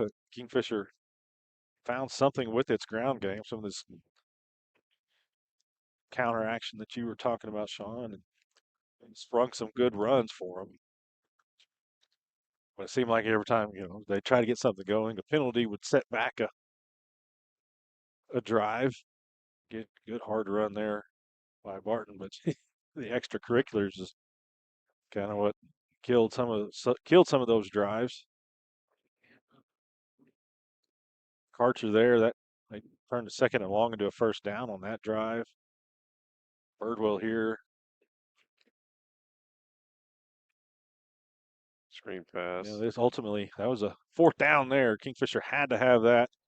Then they got the personal foul and turning that into a touchdown. But some of the second half offensive highlights for the Jackets. Cheap Brothers Insurance Cheap Shop play of the game. Could have been a really big. It didn't turn out to be something that benefited the Jackets, but this was something that could have sparked them. Second week in a row where this young man's done something to help him, but it's Hunter DeLozier on this punt block here. The Jackets got, hands on 2 different punts in the first half. At that time, DeLozier just pushes the man into it and forces the block punt. Unfortunately, Kingfisher unable to do a lot with it. Kingfisher only 1 touchdown drive on the day, and that came in the second half. But Hunter DeLozier there, second week in a row, coming up with a big play. He's also going to be your Jackson's Auto Family Player of the game. Hunter DeLozier, 10 tackles tonight, and that big special teams play. But no playoffs yet for Kingfisher. It's going to go to week 10. They're going to have to find a way to knock off Anadarko next week. At home. It'll be at home. It'll be senior night. And, the last few years, that week 10 has meant something, whether it's third or fourth place in the, that week 10 has meant something with Anadarko. This time it's whether or not it's going to determine whether or not Kingfisher makes the playoffs. So we'll have to see what the Yellow Jackets can do on senior night as they try to find their way back into the playoffs. That's going to do it for us tonight. It's cold up here, so we're going to keep our post-game show short. It has got quite chilly up here. I want to say thank you to Sean for sticking it out up here. I know it was nice and chilly. But we made it through. Russell for keeping us afloat. I know at one time a couple of things froze up on him, but he kept that going. And then Eli Johnson running our camera all the while, watching his Rangers